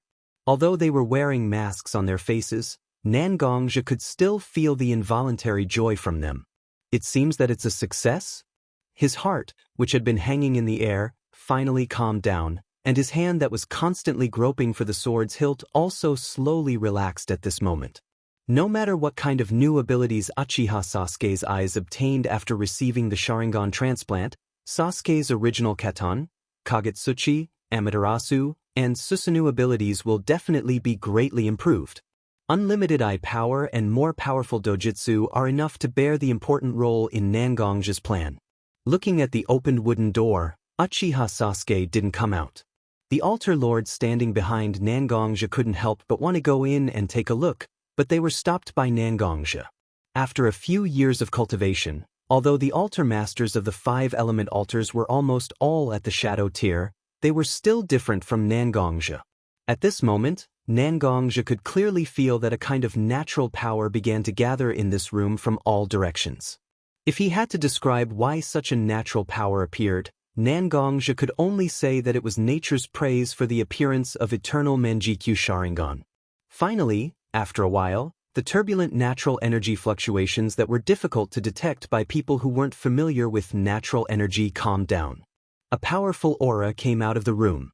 The altar masters of 5 Elements Altar, who wanted to rush in to check on Sasuke's condition, also noticed this powerful aura. Almost in an instant, the roof of the room where Sasuke was sitting was directly broken, and the broken tiles and wooden blocks scattered directly in all directions. But at this moment, whether it was Nangongzhi or the other altar lords, they didn't care about the damage of the room, because at this moment, a huge purple figure directly rushed out of the room. The complete body was wrapped in Crow Tengu's armor, and the purple chakra flame was constantly burning on Susanoo's body. Such an indomitable giant was standing in front of everyone, and everyone could feel a huge pressure. Is this the power of eternal Manjikyu Sharingan? Looking at the people standing beside him who were trembling slightly, even the most powerful among them, Nangongzhi, felt very obvious fear in his heart at this moment. If this Susanoo really started to attack, then each of his attacks would be powerful enough to cut off everything in the world. Splitting mountains and splitting rocks was almost a matter of waving his hand. Sure enough, the power of eternal Manjikyu Sharingan was indeed very powerful, and this was only using Uchiha Fugaku's eyes. If Sasuke's eyes were Itachi Uchiha's eyes, what would the situation be like? Nangongzhi couldn't help but think, but what Nangongzhi didn't know was that since Uchiha Fugaku awakened Manjikyu Sharingan, he almost didn't use its power, so such an eye could almost be regarded as a brand new Manjikyu Sharingan that hasn't been consumed, while Itachi's Sharingan has been exhausted in battle. In fact, Uchiha Fugaku's eyes could give Uchiha Sasuke more powerful power.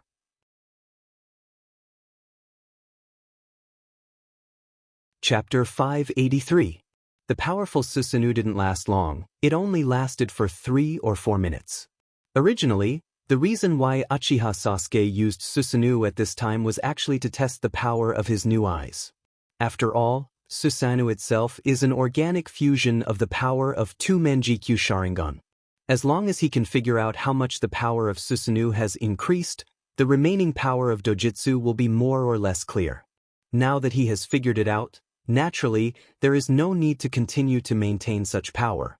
After all, this place belongs to Nangongzhi's Blood Cloak Pavilion, and the relationship between him and Sasuke is very good. There is really no need to show his muscles like this. After removing his Susanoo, Sasuke didn't come out of the room alone. Instead, he helped a person with gauze wrapped around his eyes out of the room. This person with gauze wrapped around his eyes is naturally the former patriarch of the Uchiha clan, Uchiha Sasuke's biological father, Uchiha Fugaku. Uchiha Fugaku gave his eyes to his child Sasuke, and he himself transplanted a pair of ordinary eyes with the help of Blood Cloak Pavilion. Compared to Sharingan, ordinary eyes are not so adaptable, so now Uchiha Fugaku's transplanted eyes have not recovered well, and it will take some time to adapt. Nangong-sensei.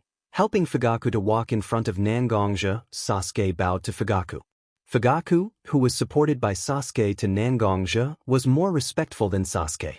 Although his eyes can't be used as a powerful ninja, Fugaku can easily perceive Nangongjia's position and directly bowed to Nangongjia and said, "Greetings, Your Excellency."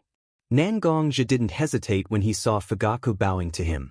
He strode to Fugaku's front and used his hand to support Fugaku's arm.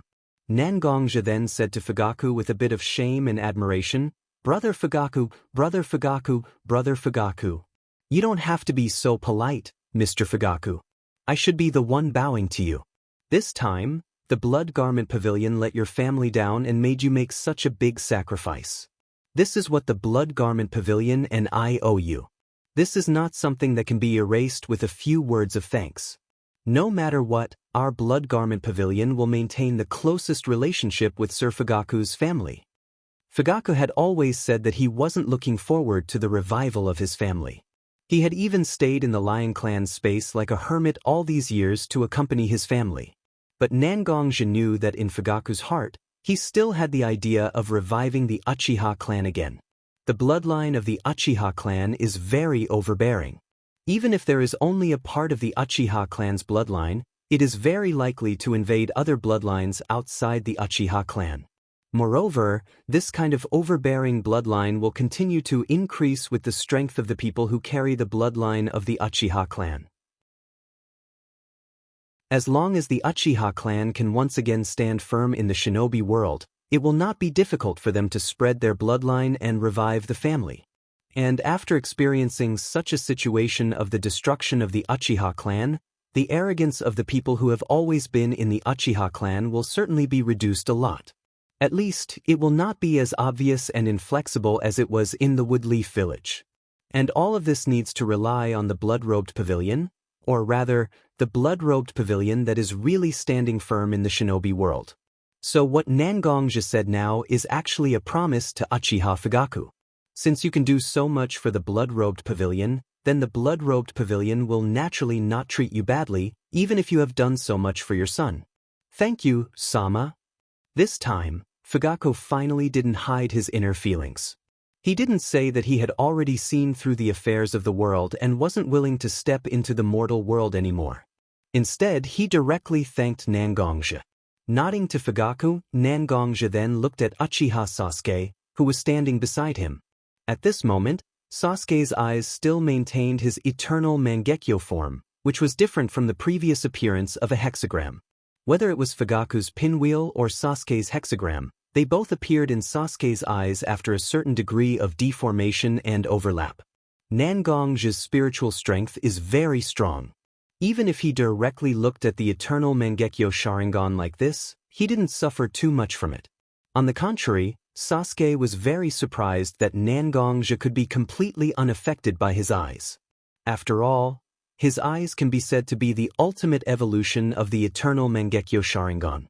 Even when he looked at Nangongjia just now, Sasuke quietly used the charm eye ability of the Sharingan itself, but even so, Nangongjia's eyes were still clear at this moment. The stronger he is, the more he can't see through this man. This was the case in the past, and it's the same now. Even if he has always maintained a growth rate that ordinary people can't reach, and has also obtained various opportunities, but Nangongjia is still the same as when he was a child, steadily leaving him behind. Sasuke, this time it's hard for you. Nangongjia pressed his hand on Sasuke's shoulder, looking at the child who he almost watched grow up with a little apologetically. I'm sorry, as an adult, I put such a heavy burden on you. But don't worry, I will face the wind and waves after with you. Although the ninja world is a pool of water in front of us, even so, as long as we are willing, we can take the long sword in our hands and open up a new world with the hot blood in our chests. At this moment, Nangongjia's eyes were burning with a raging flame. Nangongjia believes that he can make this ninja world a little different. A ninja world that only has ninjas is too monotonous. With one hand tightly holding the sword in his hand, Nangongjia stretched out his other hand and grabbed Sasuke's palm. With this, he took Sasuke step by step towards the central square of the Blood Cloak Pavilion, where all the forces of the Blood Cloak Pavilion that were about to participate in the war were waiting.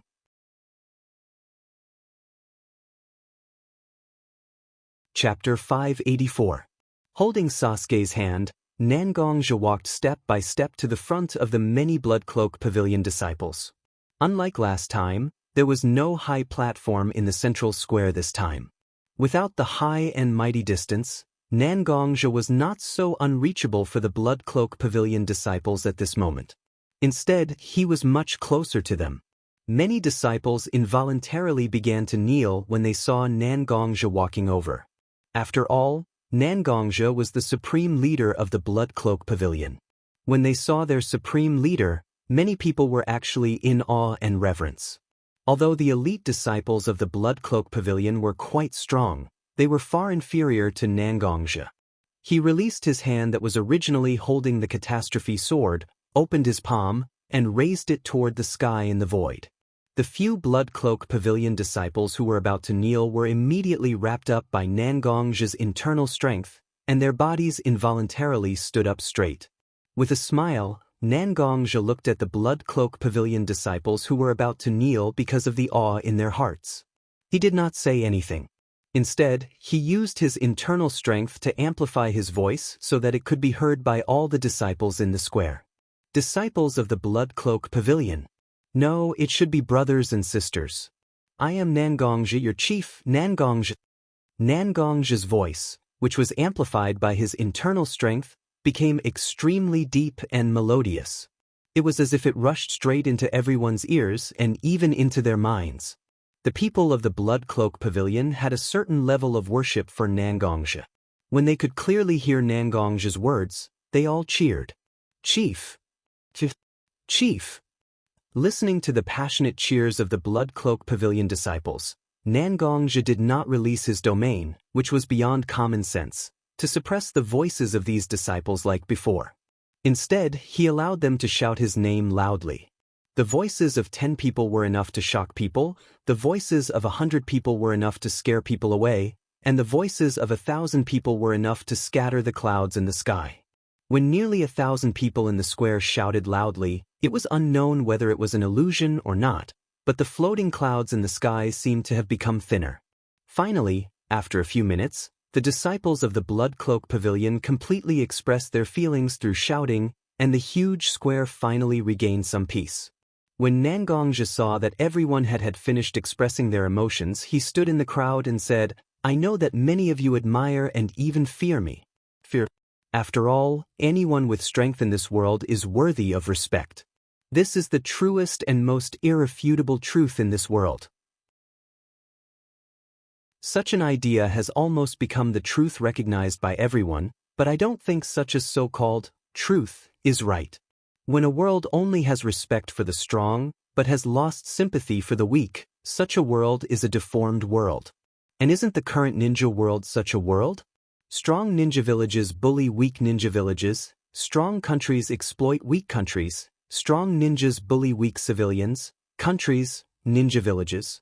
Ninjas, out of their own selfish interests, don't care about the life and death of the weak. In recent decades, 3 shinobi world wars have broken out, and now the 4th Shinobi World War is about to break out. Although the current strength of our Blood Cloak Pavilion is not bad, after all, we are just an organization in the ninja world. Even in terms of strength and heritage, we are much worse than the 5 great ninja villages that have always occupied the leading position in the ninja world. But we are different from these ninjas who only know how to deceive. We internal strength cultivators pay attention to righteousness. Since we want to fight, we will fight fair and square. Since we want to fight, we have to fight openly. Since we want to change the world, we have to use the strongest posture to let everyone see our attitude. This time, our action is risky. Even I don't know how successful our action is. But I am not afraid, and I believe that you are not afraid either. For the current world, we have squeezed too much dissatisfaction. Since we are dissatisfied, we have to let others know how powerful our dissatisfaction is. In this battle, I will stand in front of each of you. If we really want to shed blood, then let me shed blood first. If we want to leave scars on our bodies, then let me get hurt first. If we really want to risk our lives, then let me sacrifice my life first. Letting go of Sasuke's hand, Nangongja began to take a step forward with every sentence. When Nangongzhi said this, Nangongzhi was actually standing in the center of the square. He slowly pulled out the Heavenly Calamity Sword in his hand, and a sharp sword light was released from the Heavenly Calamity Sword. Gradually, the sword light condensed into sword chi, and the black Heavenly Calamity Sword seemed to shine brightly under the contrast of the sword chi. In this battle, my Blood Cloak Pavilion may not be able to win the final victory. But I can tell you this. Our Blood Cloak Pavilion will definitely become the most dazzling existence in the Fourth Shinobi World War, an existence that no one can ignore. Compared to chakra, internal strength is indeed a little bit lacking, but as long as we can show our strength in the Fourth Shinobi World War, it is equivalent to planting the most vigorous seed for the development of internal strength. We are not fighting for the resentment of the past, not for the status of the present, we are fighting for the future that we look forward to. There is nothing more fascinating than the future, because the future represents hope and all kinds of possibilities. As long as you are dissatisfied with the reality, then you will definitely yearn for the future. For the future, fight bloody battles. For the future, fight bloody battles. Nangongzhi's words were very true, and not so impassioned. Just like that, he directly told everyone about the dangers of this battle, and also told everyone about the possible sacrifices they might have to make. It was precisely because it was true that it was more convincing. Everyone saw the danger, but at the same time, they also saw the hope in the danger.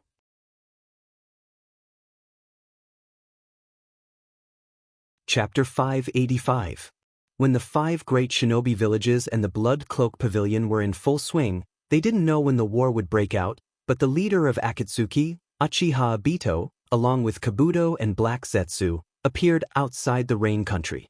Towering stone peaks, pure white and fluffy clouds, all of this is very different from the natural environment of the rain country. It only belongs to one country in the shinobi world, the lightning country. After making up their mind not to confront the 5 great shinobi villages, Uchiha Obito and Black Zetsu have been discussing which place to attack first. After all, Akatsuki is different from the 5 great shinobi villages.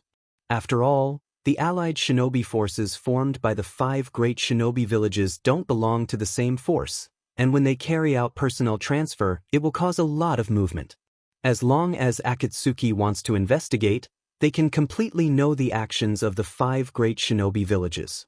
Akatsuki itself is an organization hidden in the dark. As long as it can be carried out without being seen by others, Akatsuki will not put such actions on the surface. Now, the main forces of the Akatsuki against the allied forces of the 5 great ninja villages are 100,000 White Zetsu clones and 100,000 Edo Tensei clones. These 2 clones are very good at hiding their whereabouts and can directly integrate into the earth and trees. And the Edo Tensei itself is almost a psychic existence. As long as a short preparation time, they can directly start the battle. There are many targets that Akatsuki can attack. For example, the Land of Iron, which has lost its leader, and the Land of Wind, Sunagakure, which is relatively weak among the 5 great shinobi villages. These 2 targets can actually be regarded as the most suitable choice. To be able to create the greatest value with the least cost can be regarded as very cost-effective. But at this moment, Uchiha Obito still looked at the Land of Lightning Kumo Shinobu, which is not weak among the 5 great shinobi villages. In fact, Obito also has his own thoughts about biting off such a hard bone first. The moment Kisame died, the seal that symbolized his life left in Akatsuki directly collapsed. But because of the seal created with the power of 6 paths, Uchiha Obito obtained the fragmented and partial memories of Kisame. Although the memory was intermittent, it clearly revealed a piece of information. 9 Tails Column Force, Vortex Nerdo, and 8 Tails Column Force, Killer Bee are currently in Kumo Shinobu Village in the Lightning Country. Uchiha Obito's biggest goal was not to defeat the allied ninja army composed of the 5 great ninja villages, but to collect the power of the Hachibi and 9 Tails that he hasn't obtained yet, to resurrect the Jubi and make himself the column force of the Jubi. With the help of the Jubi's huge power, he projected the power of the Manjikyu Sharingan onto the moon, making the whole world fall into the infinite Tsukuyomi. Since his biggest goal was the Lightning Country, why didn't he come here? Taking a step back, even if there is a mistake in the memory fragment of Kisame, and Vortex Naruto is not in Kumo Shinobu Village at the moment, once he really occupies Kumo Shinobu Village, then he can use the whole Kumo Shinobu Village as bait to lure the Hachibi Column Force, and even Nine Tails Column Force and Vortex Naruto may also jump into the trap with him. With Killer Bee and Vortex Naruto's reckless and impulsive behavior, Uchiha Obito, who has deliberately studied these two people, is at least 70% sure that he can make these two impulsive Column Force come to him, and he can easily defeat them with the power of Geto Mazo. Moreover, although the resources of the Lightning Country are not very outstanding among the 5 major countries, but the Lightning Country has the most dangerous terrain among the 5 major countries. Although it is nothing for the Akatsuki's army of 100,000 white Zetsu, but for the ninjas of the allied ninja army of the 5 major countries, such an environment has a great restrictive ability. He could advance to attack, retreat to defend, a natural stronghold spirit. Are you ready? Obito turned his head and slowly looked at Black Zetsu and Kabuto standing on both sides behind him. Black Zetsu controls the army of 100,000 white Zetsu, and Kabuto controls the army of Edo Tensei. One has the advantage in numbers, and the other has the advantage in individual strength. What's more, Kabuto and Black Zetsu don't like each other, and a certain degree of jealousy between their subordinates is actually a good way to improve the combat power of the forces. Only through competition would a person be able to unleash a greater power. When Black Zetsu heard Obito's question, he didn't say anything, but nodded his head. Apparently he was ready to attack. Kabuto, who was standing on the other side, showed a completely different kind of activity from Black Zetsu. His eyes flashed with a bit of eagerness. Sama, I have prepared a big gift for the 4th Reikage of Kumo Shinobu Village. I believe that he will be very surprised when the time comes. Looking at Kabuto's sly expression, Uchiha Obito knew that Kabuto must be planning something. But what's the matter? After all, it's his enemy who will suffer, and the more his enemy suffers, the happier he will be. Very good. After taking a deep look at Black Zetsu and Kabuto, Obito's eyes, which were composed of 3 Tomo Sharingan and Rinnegan behind the mask, flashed with a glimmer of light. His dream is about to be achieved. At this moment, Uchiha Obito couldn't help but feel a little excited, but no matter how excited he was, Obito forced himself to suppress his emotions, forcing himself to be rational and calm down. Black Zetsu now control the White Zetsu army to sneak into Kumo Shinobu Village. After the transformation, the 100,000 White Zetsu army began to disperse into Kumo Shinobu Village, using spore technique to control the civilians and ninjas of Kumo Shinobu Village. I'll give you 6 hours, report to me after you're done. In order to form his ideal Tsukuyami world, he feels that he can't kill unscrupulously. Every ninja and civilian with independent will is an important material for Tsukuyami world. The more such material is integrated into Tsukuyami world, the more real and fuller Tsukuyami world can become. Obito doesn't want his Rin to live in such an incomplete world, and by extracting any memories of Rin in the mind of the material, it is equivalent to recreating Rin's soul. What Obito wants is not only for Rin to appear in front of him again. What Obito wanted was to appear in front of him, the living, sometimes unruly, sometimes gentle Harano Rin that he deeply loved.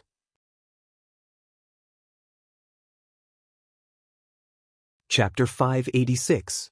The Ninja Village is a violent organization. No matter how much so-called justice is used to modify their behavior, in the end, the Ninja Village is a mercenary organization that accepts money, threats, and even directly takes the lives of those who stand on their opposite side.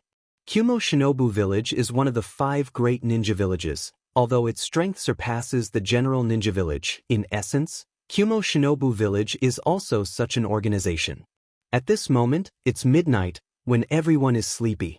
Even the ninja of Kumo Shinobu Village who has received complete ninja training, although he is strong, his body is still instinctively full of fatigue. Standing on the temporary watchtower that was built because of the upcoming war, a ninja of the Cloud Village looked at the dark space in front of him and almost couldn't help but yawn, and with the yawn, His eyes were covered with a thin layer of mist because of tiredness. This ninja of the Cloud Village has just been promoted to Chunin. This year, he just led an ordinary ninja team. Because of his strength and the qualifications of his students, this team has been performing some C-level and even D-level tasks since its establishment. It's already late at night, and his 3 students can't bear the fatigue of their bodies and doze off a little at the foot of the watchtower. And this Chunin himself is a very gentle and even slightly timid person. When he saw his students dozing off during the task, he didn't even lose his temper. This group of kids is really lazy. Today's task is really a bit hard. Next time I must teach these kids how to be a qualified ninja. Although there seems to be a bit of blame in his words, the eyes of this Chunin are extremely soft. It seems that there is a story behind it. Just when this Chunin was still looking at his team of young children, a familiar and strange smell passed to his nose. The slightly sweet and fishy smell was so pungent and fresh. This smell was very familiar to the Chunin, because this smell was the smell of blood. It was the smell of fresh blood that just flowed out of a human body. Not good. Perceiving that things are not good, the Chunin immediately walked towards his 3 students, ready to wake them up and then ring the alarm bell on the watchtower. But when he was only a few centimeters away from his students, a white figure suddenly rushed out from the floor of the watchtower. The floor of the watchtower is not made of mud but wood. What kind of escape technique can make people integrate into such a material? The Chunin doesn't know, and at this moment, he doesn't have time to figure out what is going on. The white figure directly pressed his palm on Kumo Chunin's neck at a speed that Kumo Chunin couldn't keep up with. Feeling a chill invading his neck, Kumo Chunin could only lose his strength and fell to the ground softly. The last thing the Chunin saw was a naked white figure with a strange face slowly walking towards his 3 disciples. Kumo Chunin wanted to move his body so that he could stand in front of his disciples to protect these young children. But he can't move at all, and the Chunin can clearly feel that the part of his neck that was just touched by this white figure has begun to take root and germinate at this moment. Finally, although the Chunin of the cloud used all kinds of methods to keep his mind awake, it was still inevitable that he fell into a deep sleep. What happened here is not an exception. It happened in every corner of the Kumo Shinobu village. The defensive forces of the Cloud Village are getting thinner and thinner under the layers of white Zetsu. After the outer defense circle was nibbled away, the white Zetsu troops also encountered the weakest and densest part of the Cloud Village, the civilian area. Like harvesting, the civilians and ninjas of the Cloud Village lost their fighting ability and even consciousness under the sudden attack of the white Zetsu. Many Jonins were even defeated by the attack of the white Zetsu clone, whose strength was greatly enhanced. Although this kind of fighting method is very effective, it is not a long-term solution. After all, the Cloud Village is one of the 5 great ninja villages of the ninja world. It is impossible for the Cloud Village to be completely wiped out. Even the reason why the Cloud Village hasn't reacted yet is because the white Zetsu didn't kill them, so there wasn't too much bloody smell. If the white Zetsu didn't use Spore Jutsu to control the Cloud Village and directly killed them, they would have been discovered by the Cloud Village's powerhouses. But even if they didn't kill anyone, the Cloud Village is still strong. How dare you? Who dares to ignore the majesty of the Cloud Village and invade our ninja village? The rough and majestic voice of the 4th Raikage spread directly in all directions, and his figure quickly appeared on the roof of the Raikage building in the Cloud Village. The Raitun chakra turned into chakra armor and attached to the body of the Raikage. At this moment, the Raikage was like the god of thunder, full of majesty that ordinary people can't reach. It seems that the Raikage's voice alarmed the people in the Cloud Village who originally turned off their lights, lit their candles, and the originally quiet Cloud Village became brightly lit. The reason why the White Zetsu army could create such a rare result before was mainly because of his magical jutsu and transformation jutsu. But now, under the watchful eyes of so many people, even if his transformation jutsu and escape jutsu are magical, what can he do? The 100,000 White Zetsu army immediately began to retreat when they realized that they had been exposed, and Black Zetsu, who was standing beside Uchiha Obito, also immediately reported to Obito. Under the attack of the White Zetsu army, At least 1/3 of the ninjas and at least 2/3 of the civilians in the Kumo Shinobu village have been controlled. When Obito heard the results of the White Zetsu army, his eyes flashed with a hint of understanding. Obito didn't expect to directly attack the Cloud Village with only the White Zetsu army. Now that the Cloud Village's combat power has been reduced by 1/3 with almost no loss on his side, it can be regarded as a remarkable result.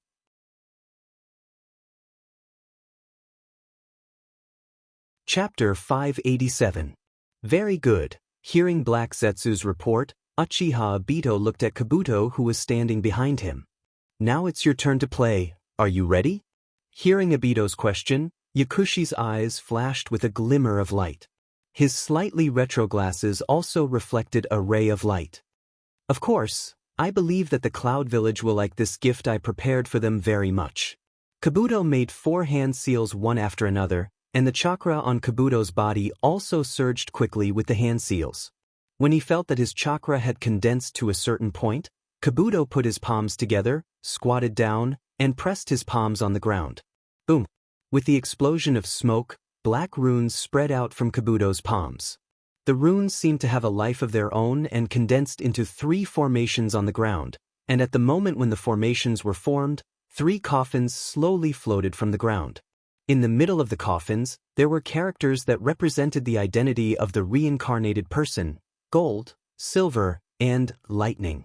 Before Kabuto joined the Akatsuki, he had been using his Sage Mode body to sneak into various huge ninja villages to steal the DNA samples of the strong people who had passed away.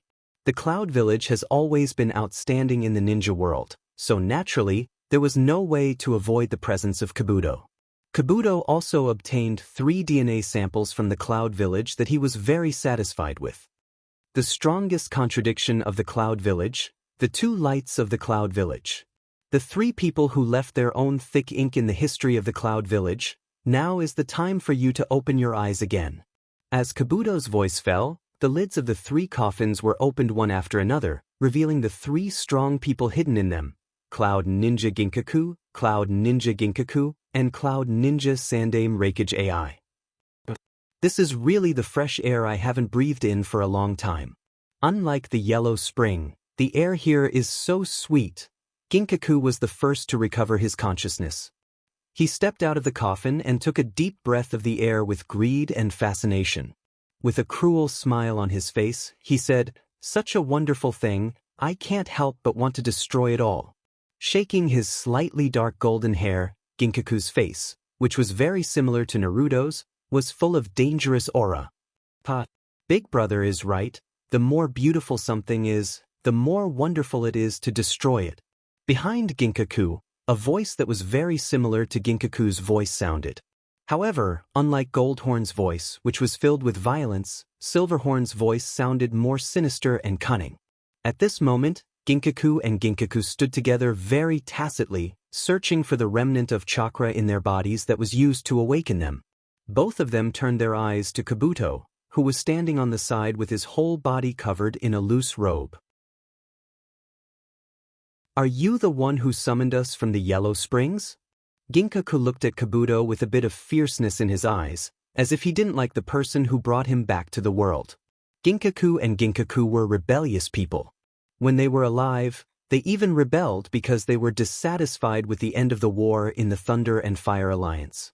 Although the rebellion was quelled, the Woodleaf Village's 2nd Hokage and Cloud Village's 2nd Hokage were seriously injured because of them. It can be said that the rebellion of Ginkaku and Ginkaku brought the curtain to the end of the 2 eras of Cloud Village and Woodleaf Village. The 2nd Reikage AI, the founder of the Cloud Village in its heyday, and the 2nd Hokage Senju Tobarama of Konoha, the 2nd Hokage Senju Tobarama of Konoha, were defeated by him at the same time. No matter what kind of method was used, Jinjiao and Yinjiao were not simple people. And the more troublesome they were, the more they didn't want to be controlled by others. The 2 of them were able to be swallowed by the 9-tailed beast, but they were able to forcefully cause the 9-tailed beast to spit them out. Naturally, it was not difficult to imagine how difficult and unruly these 2 people were. Kabuto looked at Ginkaku and Ginkaku, who were staring at him, and felt the obvious murderous intent from them. In fact, he couldn't help but feel nervous. After all, in terms of fighting ability, he was indeed not as strong as Ginkaku and Ginkaku, who had been in the ninja world for many years. But Uchiha, Obito, and Black Zetsu, who were standing next to him, didn't seem to want to make a move at all. It seemed that they wanted to see how he was going to solve this problem. Although he was not as strong as Ginkaku and Ginkaku in terms of strength, their lives were in his hands. Suddenly, Kabuto formed a seal in his hands, and the chakra sealed in Ginkaku and Ginkaku's bodies by Kabuto was activated. He directly transferred his chakra to the key nodes in the Edo Tensei's body, and almost instantly, Ginkaku and Ginkaku's bodies were stopped. "You bastard!" Seeing that his body was suddenly unable to move, Ginkaku immediately glared at Kabuto, and even his body was trembling slightly because of the struggle. Ginkaku, who was standing next to Ginkaku, didn't look so excited, but the burning anger in his eyes was still so obvious. "Don't worry, you two. I didn't summon you two to become emotionless tools. Otherwise, I would have already controlled your consciousness." Kabuto walked slowly toward the direction where Ginkaku and Ginkaku were controlled. He came to Ginkaku's side and gently put his hand on his shoulder. A large amount of chakra poured into Ginkaku's body, supplying the chakra that was controlling him. Ginkaku's body, which was still trembling slightly, had completely stabilized at this moment. You two may not know this, but the ninja world now is different from the ninja world of your time. A ninja war that is far beyond the 5 major powers is happening. I know the personalities of the two of you very well. War, bloodshed, killing, and destruction are the things that the two of you love the most. Now I am giving you a chance. A chance to fully release your instincts.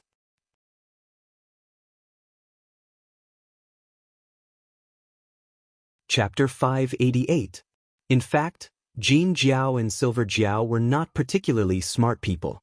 Otherwise, the rebellion they launched during the Lightning Fire Alliance wouldn't have been so easily quelled.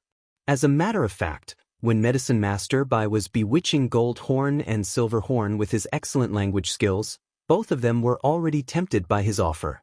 Language bewitchment itself is to carefully observe the other party's expression, study the other party's character and attitude in detail, and then use a very clever method to guide the other party's thinking, twisting the other party's thinking to the direction you want. Kabuto didn't bewitch Jin Jiao and Silver Jiao. Instead, he gave them a very brief explanation of the current situation of the ninja world. After all, they have been in the ninja world for many years. Even if they heard such a brief information, they still had a rough idea of the current situation. In other words, the Akatsuki you mentioned has now become the public enemy of the ninja world. The 5 great ninja villages have directly formed a ninja coalition to fight with you. Do you want to use such a war to determine the future of the ninja world? Silver Jiao, who had been standing behind Jin Jiao, suddenly asked Kabuto. Indeed, and because the two of you are Edo Tensei, as long as your chakra and body are not released from the Edo Tensei, you will not receive any fatal damage. Both of you are heroes of the ninja world. Now that you have such a body and such a battlefield, I don't think you want to miss it, right? If you want to really control a person and make them willing to be your weapon, the most important thing is to cater to their interests. Hide all your requirements, and instead make requests from the other party's position, and then tactfully achieve all your goals. The first target of our Akatsuki is the ninja village you two are most familiar with, Cloud Village. Cloud Village, the ninja village where Jin Jiao and Silver Jiao were born. For the place where they lived and grew up, everyone will have a different feeling in their heart, even peerless villains like Jin Jiao and Silver Jiao. In fact, from the bottom of their hearts, Gold Horn and Silver Horn very much hope that all their actions in the past can be supported by their own ninja village. After all, when the Thunder and Fire Alliance was formed, the cloud-hidden village of the Land of Lightning was not completely suppressed by the Woodleaf village of the Land of Fire. Although it was undeniable that the two brothers were addicted to the thrill of fighting, they had also fought for the Cloud Village for so many years and created so many meritorious deeds. However, in the end, their demands were undeniably rejected. That was why Gold Horn and Silver Horn launched the rebellion that ended an era. The more you love something, the more you hate it when it betrays you. For the Cloud Hidden Village, The resentment in Goldhorn and Silverhorn's hearts was far more than their affection and love. Let go of the restriction. My brother and I have already made our decision. Goldhorn and Silverhorn exchanged glances, then Goldhorn said slowly to Medicine Master Pocket. Jin Jiao's voice didn't sound as excited as before. Instead, it sounded calm. Medicine Master Pocket was not worried that Goldhorn and Silverhorn would go back on their words. After all, he was so close to them. As long as he wanted to stop their actions, it would only take a thought. There was no need to be so careful. What do we need to do? Silverhorn moved his body, which was slightly stiff because he was forcibly controlled just now, and then asked Medicine Master Pocket. I need you to capture the Hachibi column force of the Cloud Hidden Village when we cooperate with the Sandaime Reikage summoned by the Edo Tensei to contain the high-end combat power of the Cloud Hidden Village. Medicine Master Pocket didn't say too many useless words to Goldhorn and Silverhorn. Instead, he directly told them about his plan. Although there were many experts in the Cloud Hidden Village, there were not many people who had the strength of a Kage. The fourth Reikage AI was one, the Hachibi column force was another, and some of the more powerful Jonins were more difficult to deal with. On their side, they had Uchiha Obito, who was far stronger than a Kage, and Black Zetsu, who was definitely comparable to a Kage, although he deliberately hid his strength. Controlling the fourth Reikage's father, Sandaime Reikage, a powerful ninja who also inherited the name AI, could definitely greatly affect the fourth Reikage's mind.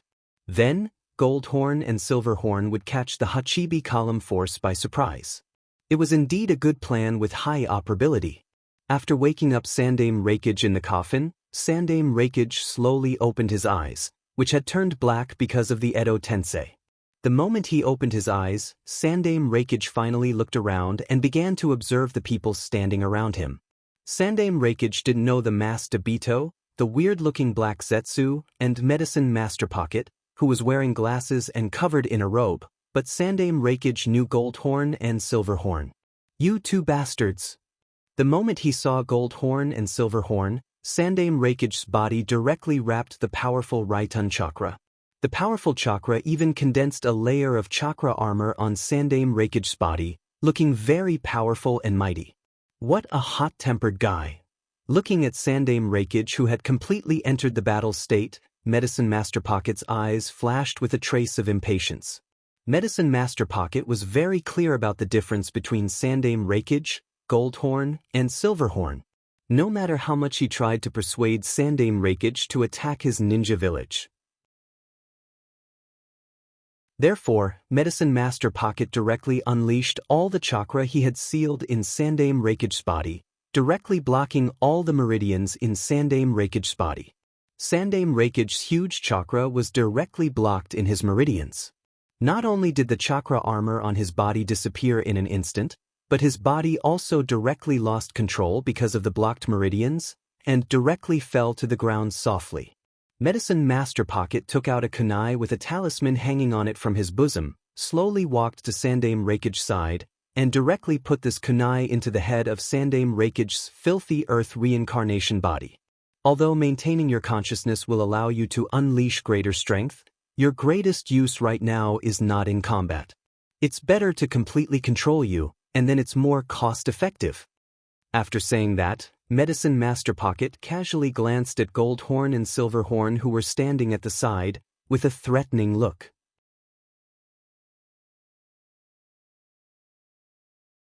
Chapter 589. Although Jin Jiao and Silver Jiao believed that under certain circumstances, they could indeed unleash the strength of a Kage ninja, but they also knew that when it comes to comprehensive strength, in fact, both of them were only stronger than an elite Jonin, but there was a certain gap between them and a Kage ninja. But now, in front of them, Sandaime Reikage, who was their junior but inherited the title of the strongest ninja in the Cloud Village, was simply controlled by Kabuto at this moment, and a talisman was implanted in his head. If both of them were forcibly controlled by Medicine Master Pocket because of their incompetence and were turned into marionettes under his control, it would be the most unacceptable thing for people like Goldhorn and Silverhorn. I'll leave it to the two of you to complete the task that I've assigned to you. Looking at Jin Jiao and Silver Jiao, Kabuto was keenly aware of the slight fear in their eyes, and his heart was filled with a sense of satisfaction. Even if you were a powerful ninja in your life, so what? In the end, you will still become a toy in my hands. Such a feeling made Kabuto, who didn't have a clear understanding of himself, feel a great sense of satisfaction. When Jin Jiao and Silver Jiao heard Kabuto's words, although they didn't speak, they still nodded, apparently expressing their willingness to cooperate with Kabuto. When he saw Goldhorn and Silverhorn, who were so arrogant and unruly, acting like two harmless little lambs in front of him, Alchemist Pocket couldn't help but feel a little smug. Turning around, Kabuto glanced at Black Zetsu with his eyes very proudly, and then said to Obito very respectfully, "Sama, everything is ready, we can now attack the Cloud Village." Looking at Kabuto in front of him, Obito slowly nodded his head. "In that case, let's set off." In the Cloud Village, the fourth Reikage AI was sitting at his desk with a very dignified expression. Just now, he noticed the abnormality in the ninja village, but when he came out, the source of the abnormality suddenly disappeared. After that, the fourth Reikage AI immediately mobilized all the forces he could mobilize to search the Cloud Village, trying to find the source of the change. However, before they could find the source of the abnormality, bad news came one after another. 1/3 of the ninjas in the Cloud Village fell asleep for unknown reasons, and nearly 2/3 of the civilians were also in a coma for unknown reasons. This number has been increasing with the passage of time. In order to treat these ninjas and civilians, the Cloud Village Hospital has been overloaded at this moment, and even occupied a large number of public facilities in the Cloud Village because of the lack of beds and other reasons. If it's just occupying public facilities and using human resources, it won't be difficult for the fourth Reikage. What worried the Reikage the most was that after such a large number of people fell into a deep sleep, the people in the Cloud Village would become restless. Disasters are easily averted, but it is difficult for people to be at peace. Reikage-sama. Hope, who has always been the Reikage's right-hand man, walked into the Reikage's office and saluted respectfully. "So it's she? I've heard enough bad news today, don't let me hear more bad news." In front of she, the Reikage didn't try to hide the tiredness in his eyes. After all, if it was any other faction's leader, he wouldn't be able to solve the problem of having so many people in his faction fall into a deep sleep for no reason. And now it's still an important period before the war, and AI really doesn't want people to be restless. The news that I brought should be both good news and bad news to a greater extent, right? Hope said to Reikage with a smile on her face. She seemed to be thinking about the news she brought with her, and said to Reikage, "Oh, that's a bit interesting." Hearing she, who had always been very calm, say such words at this moment, AI knew that the news she brought to him must be something he couldn't accept. Bai-sama came back, and also brought the 9 tails. Column Force has completely controlled the 9 tails in his body, and at this moment, he has returned to the Woodleaf village accompanied by the Woodleaf elite Jonin Might Guy. However, while helping the Kyuubi Jinchuriki Uzumaki Naruto control the tailed beasts in his body, Bai-sama and Uzumaki Naruto discovered that Kisame was faking his death and had been hiding in the flesh of the shinobi shark. After that, Kisame was defeated by the Woodleaf elite Jonin Might Guy, who was responsible for supporting Uzumaki Naruto. But after all, Kisame has been lurking in the flesh of the ninja shark for quite a long time, and we can't guarantee that Kisame didn't send a message to the Akatsuki organization during this period of time, so we still have to be vigilant against any possible attack that the Akatsuki organization may launch against the Cloud Village. Speaking of attack, the strangest thing that happened in the Cloud Village is that a large number of ninjas and villagers fell into a coma that is difficult to treat. If we really make a bold guess, can we think that this strange event is actually the prelude of the Akatsuki organization's attack on the Cloud Village? For a long time, our thinking has been limited to the previous Shinobi World Wars, but we have ignored the fact that the Akatsuki organization is not the same as the 5 great Shinobi villages. Even the Rain Country is actually just a shelter that the Akatsuki organization can give up. If the Akatsuki organization really launched an attack on our Cloud Village, and even in the end, directly took over the Cloud Village as their new base of operations, As he spoke, Lianxi's expression also became unfriendly. At the beginning, Hope actually just wanted to report the news of Killer Bee's return and whereabouts to Rakeage, but as Hope began to speak, his mind was actually constantly analyzing all the things that happened at this stage. Originally, the mixed information in Hope's mouth had completely turned into a worry that could lead to the destruction of the cloud-hidden village.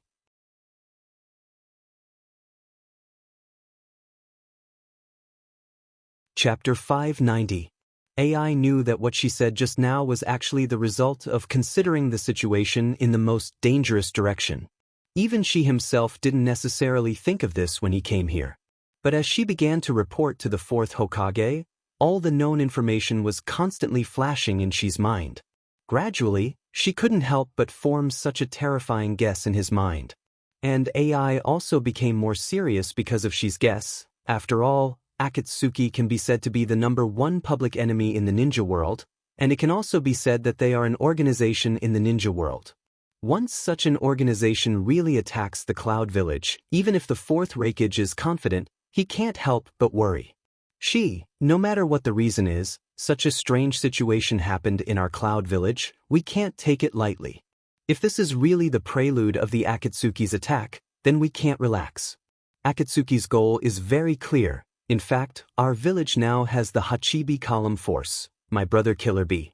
No matter what, we have to be ready to fight. AI was about to give an order to Shi, but suddenly, a loud thunder sounded in the sky outside the Rakeage's building.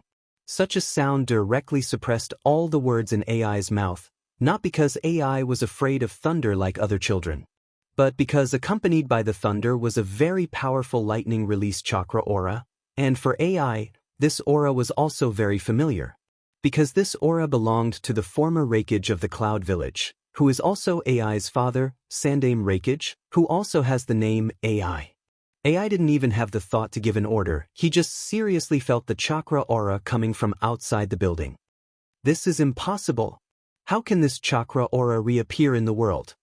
The dead can't be resurrected, this is almost an immutable truth. But now this scene, and the strong and familiar chakra aura, he felt undoubtedly told the fourth Rakeage that his father has really appeared near him, and even released his huge chakra without any concealment. Father!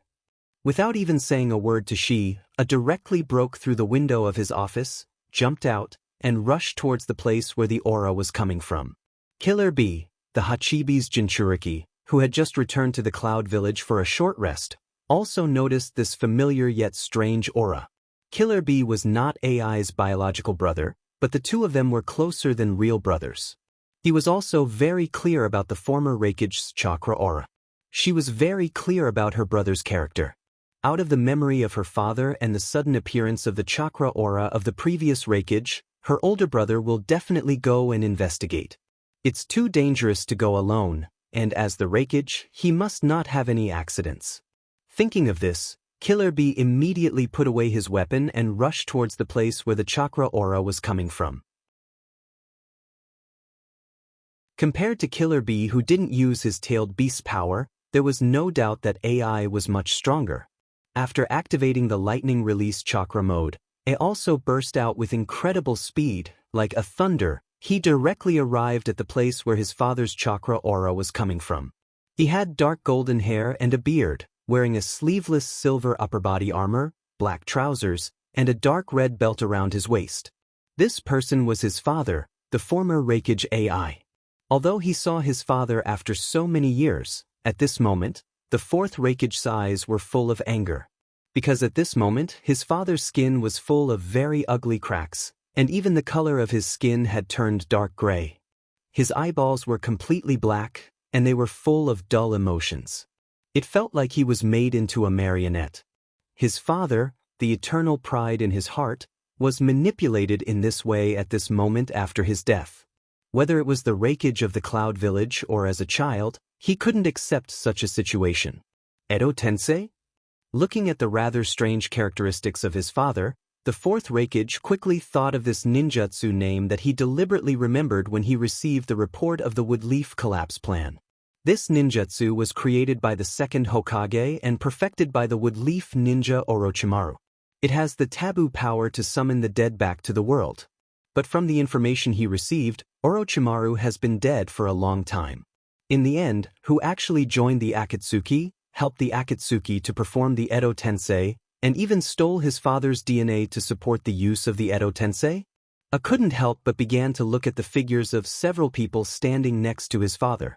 He was wearing a wave-like mask decorated with 3 tomo, revealing a 3-tomo Sharingan and a Rinnegan in his eyes. He was wearing a navy blue robe and carrying the iconic round fan of the Uchiha clan on his back. Although he didn't speak, the 4th Raikage could still judge from the illusory and solid aura that this person should be the man who appeared at the 5 Kage gathering who called himself Uchiha Madara.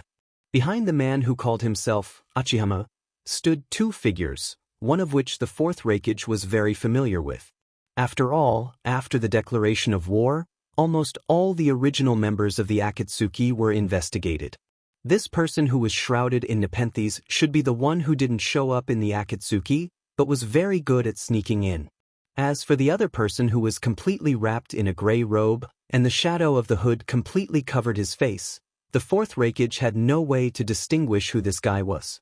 But this guy was constantly emitting a cold aura, which made the 4th Raikage couldn't help but think of a person. The former Woodleaf Sannin, the Woodleaf ninja who had already passed away, Orochimaru. So you're the one. Blaspheme my father's soul that has already rested. You, now pay the price for your actions.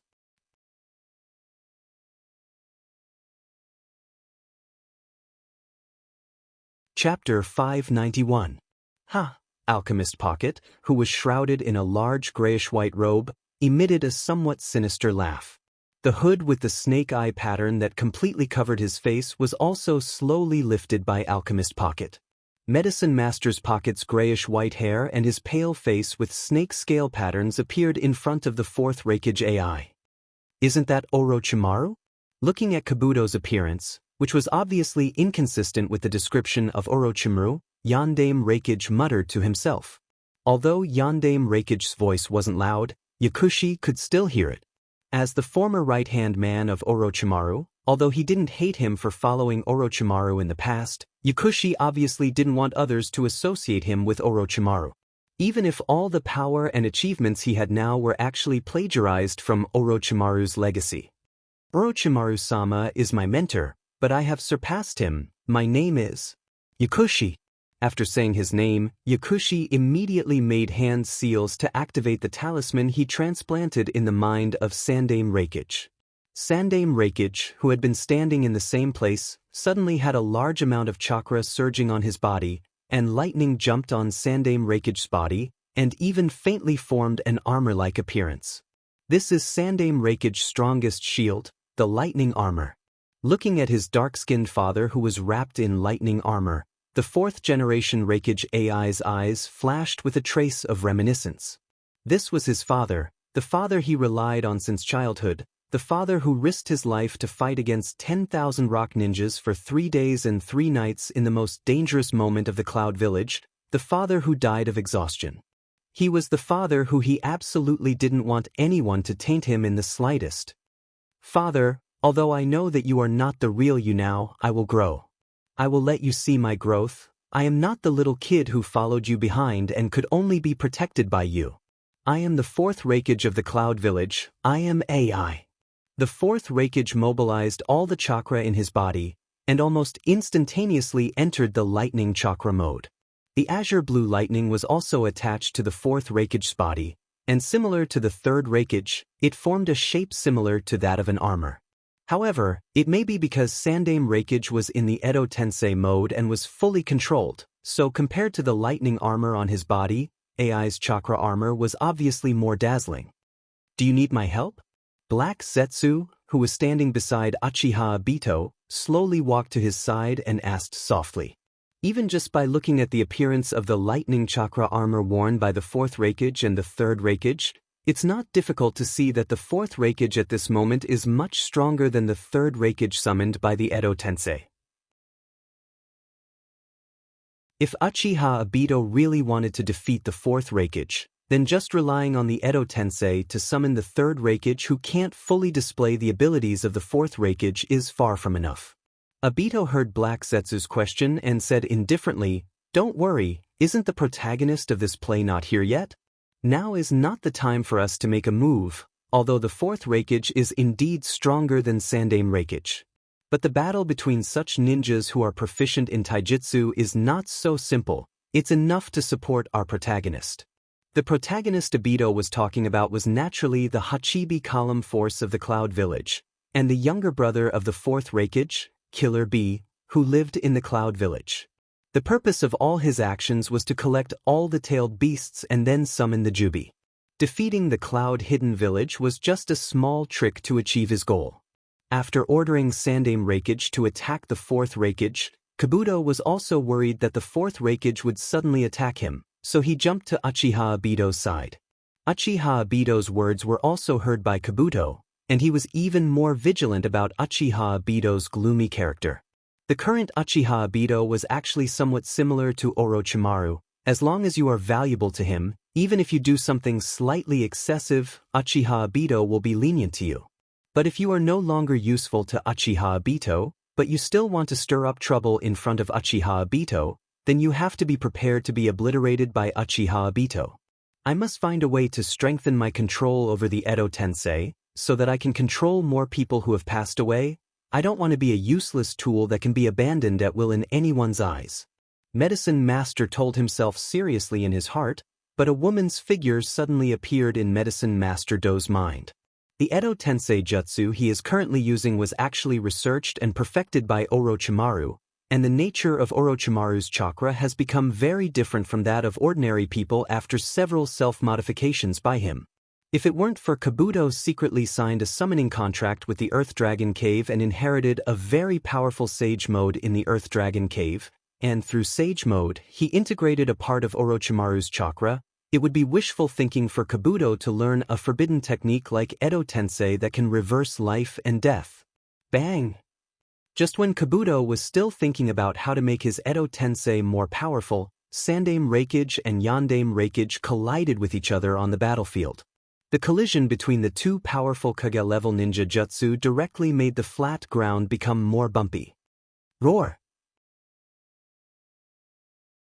Whether it is Yandaime Reikage or Sandaime Reikage, at this moment, they didn't use any particularly gorgeous techniques, they just attacked each other with their bodies that have become abnormally strong after being stimulated by Raitun chakra. Although they didn't directly knock down the enemy with a punch, the battle of punches fully reflected a kind of violent aesthetics.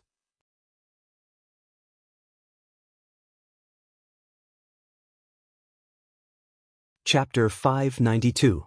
The battle continued slowly like this. Originally, the fourth Reikage AI still had some rationality in his heart, but as the battle became more and more intense, his battle maniac characteristics were directly revealed.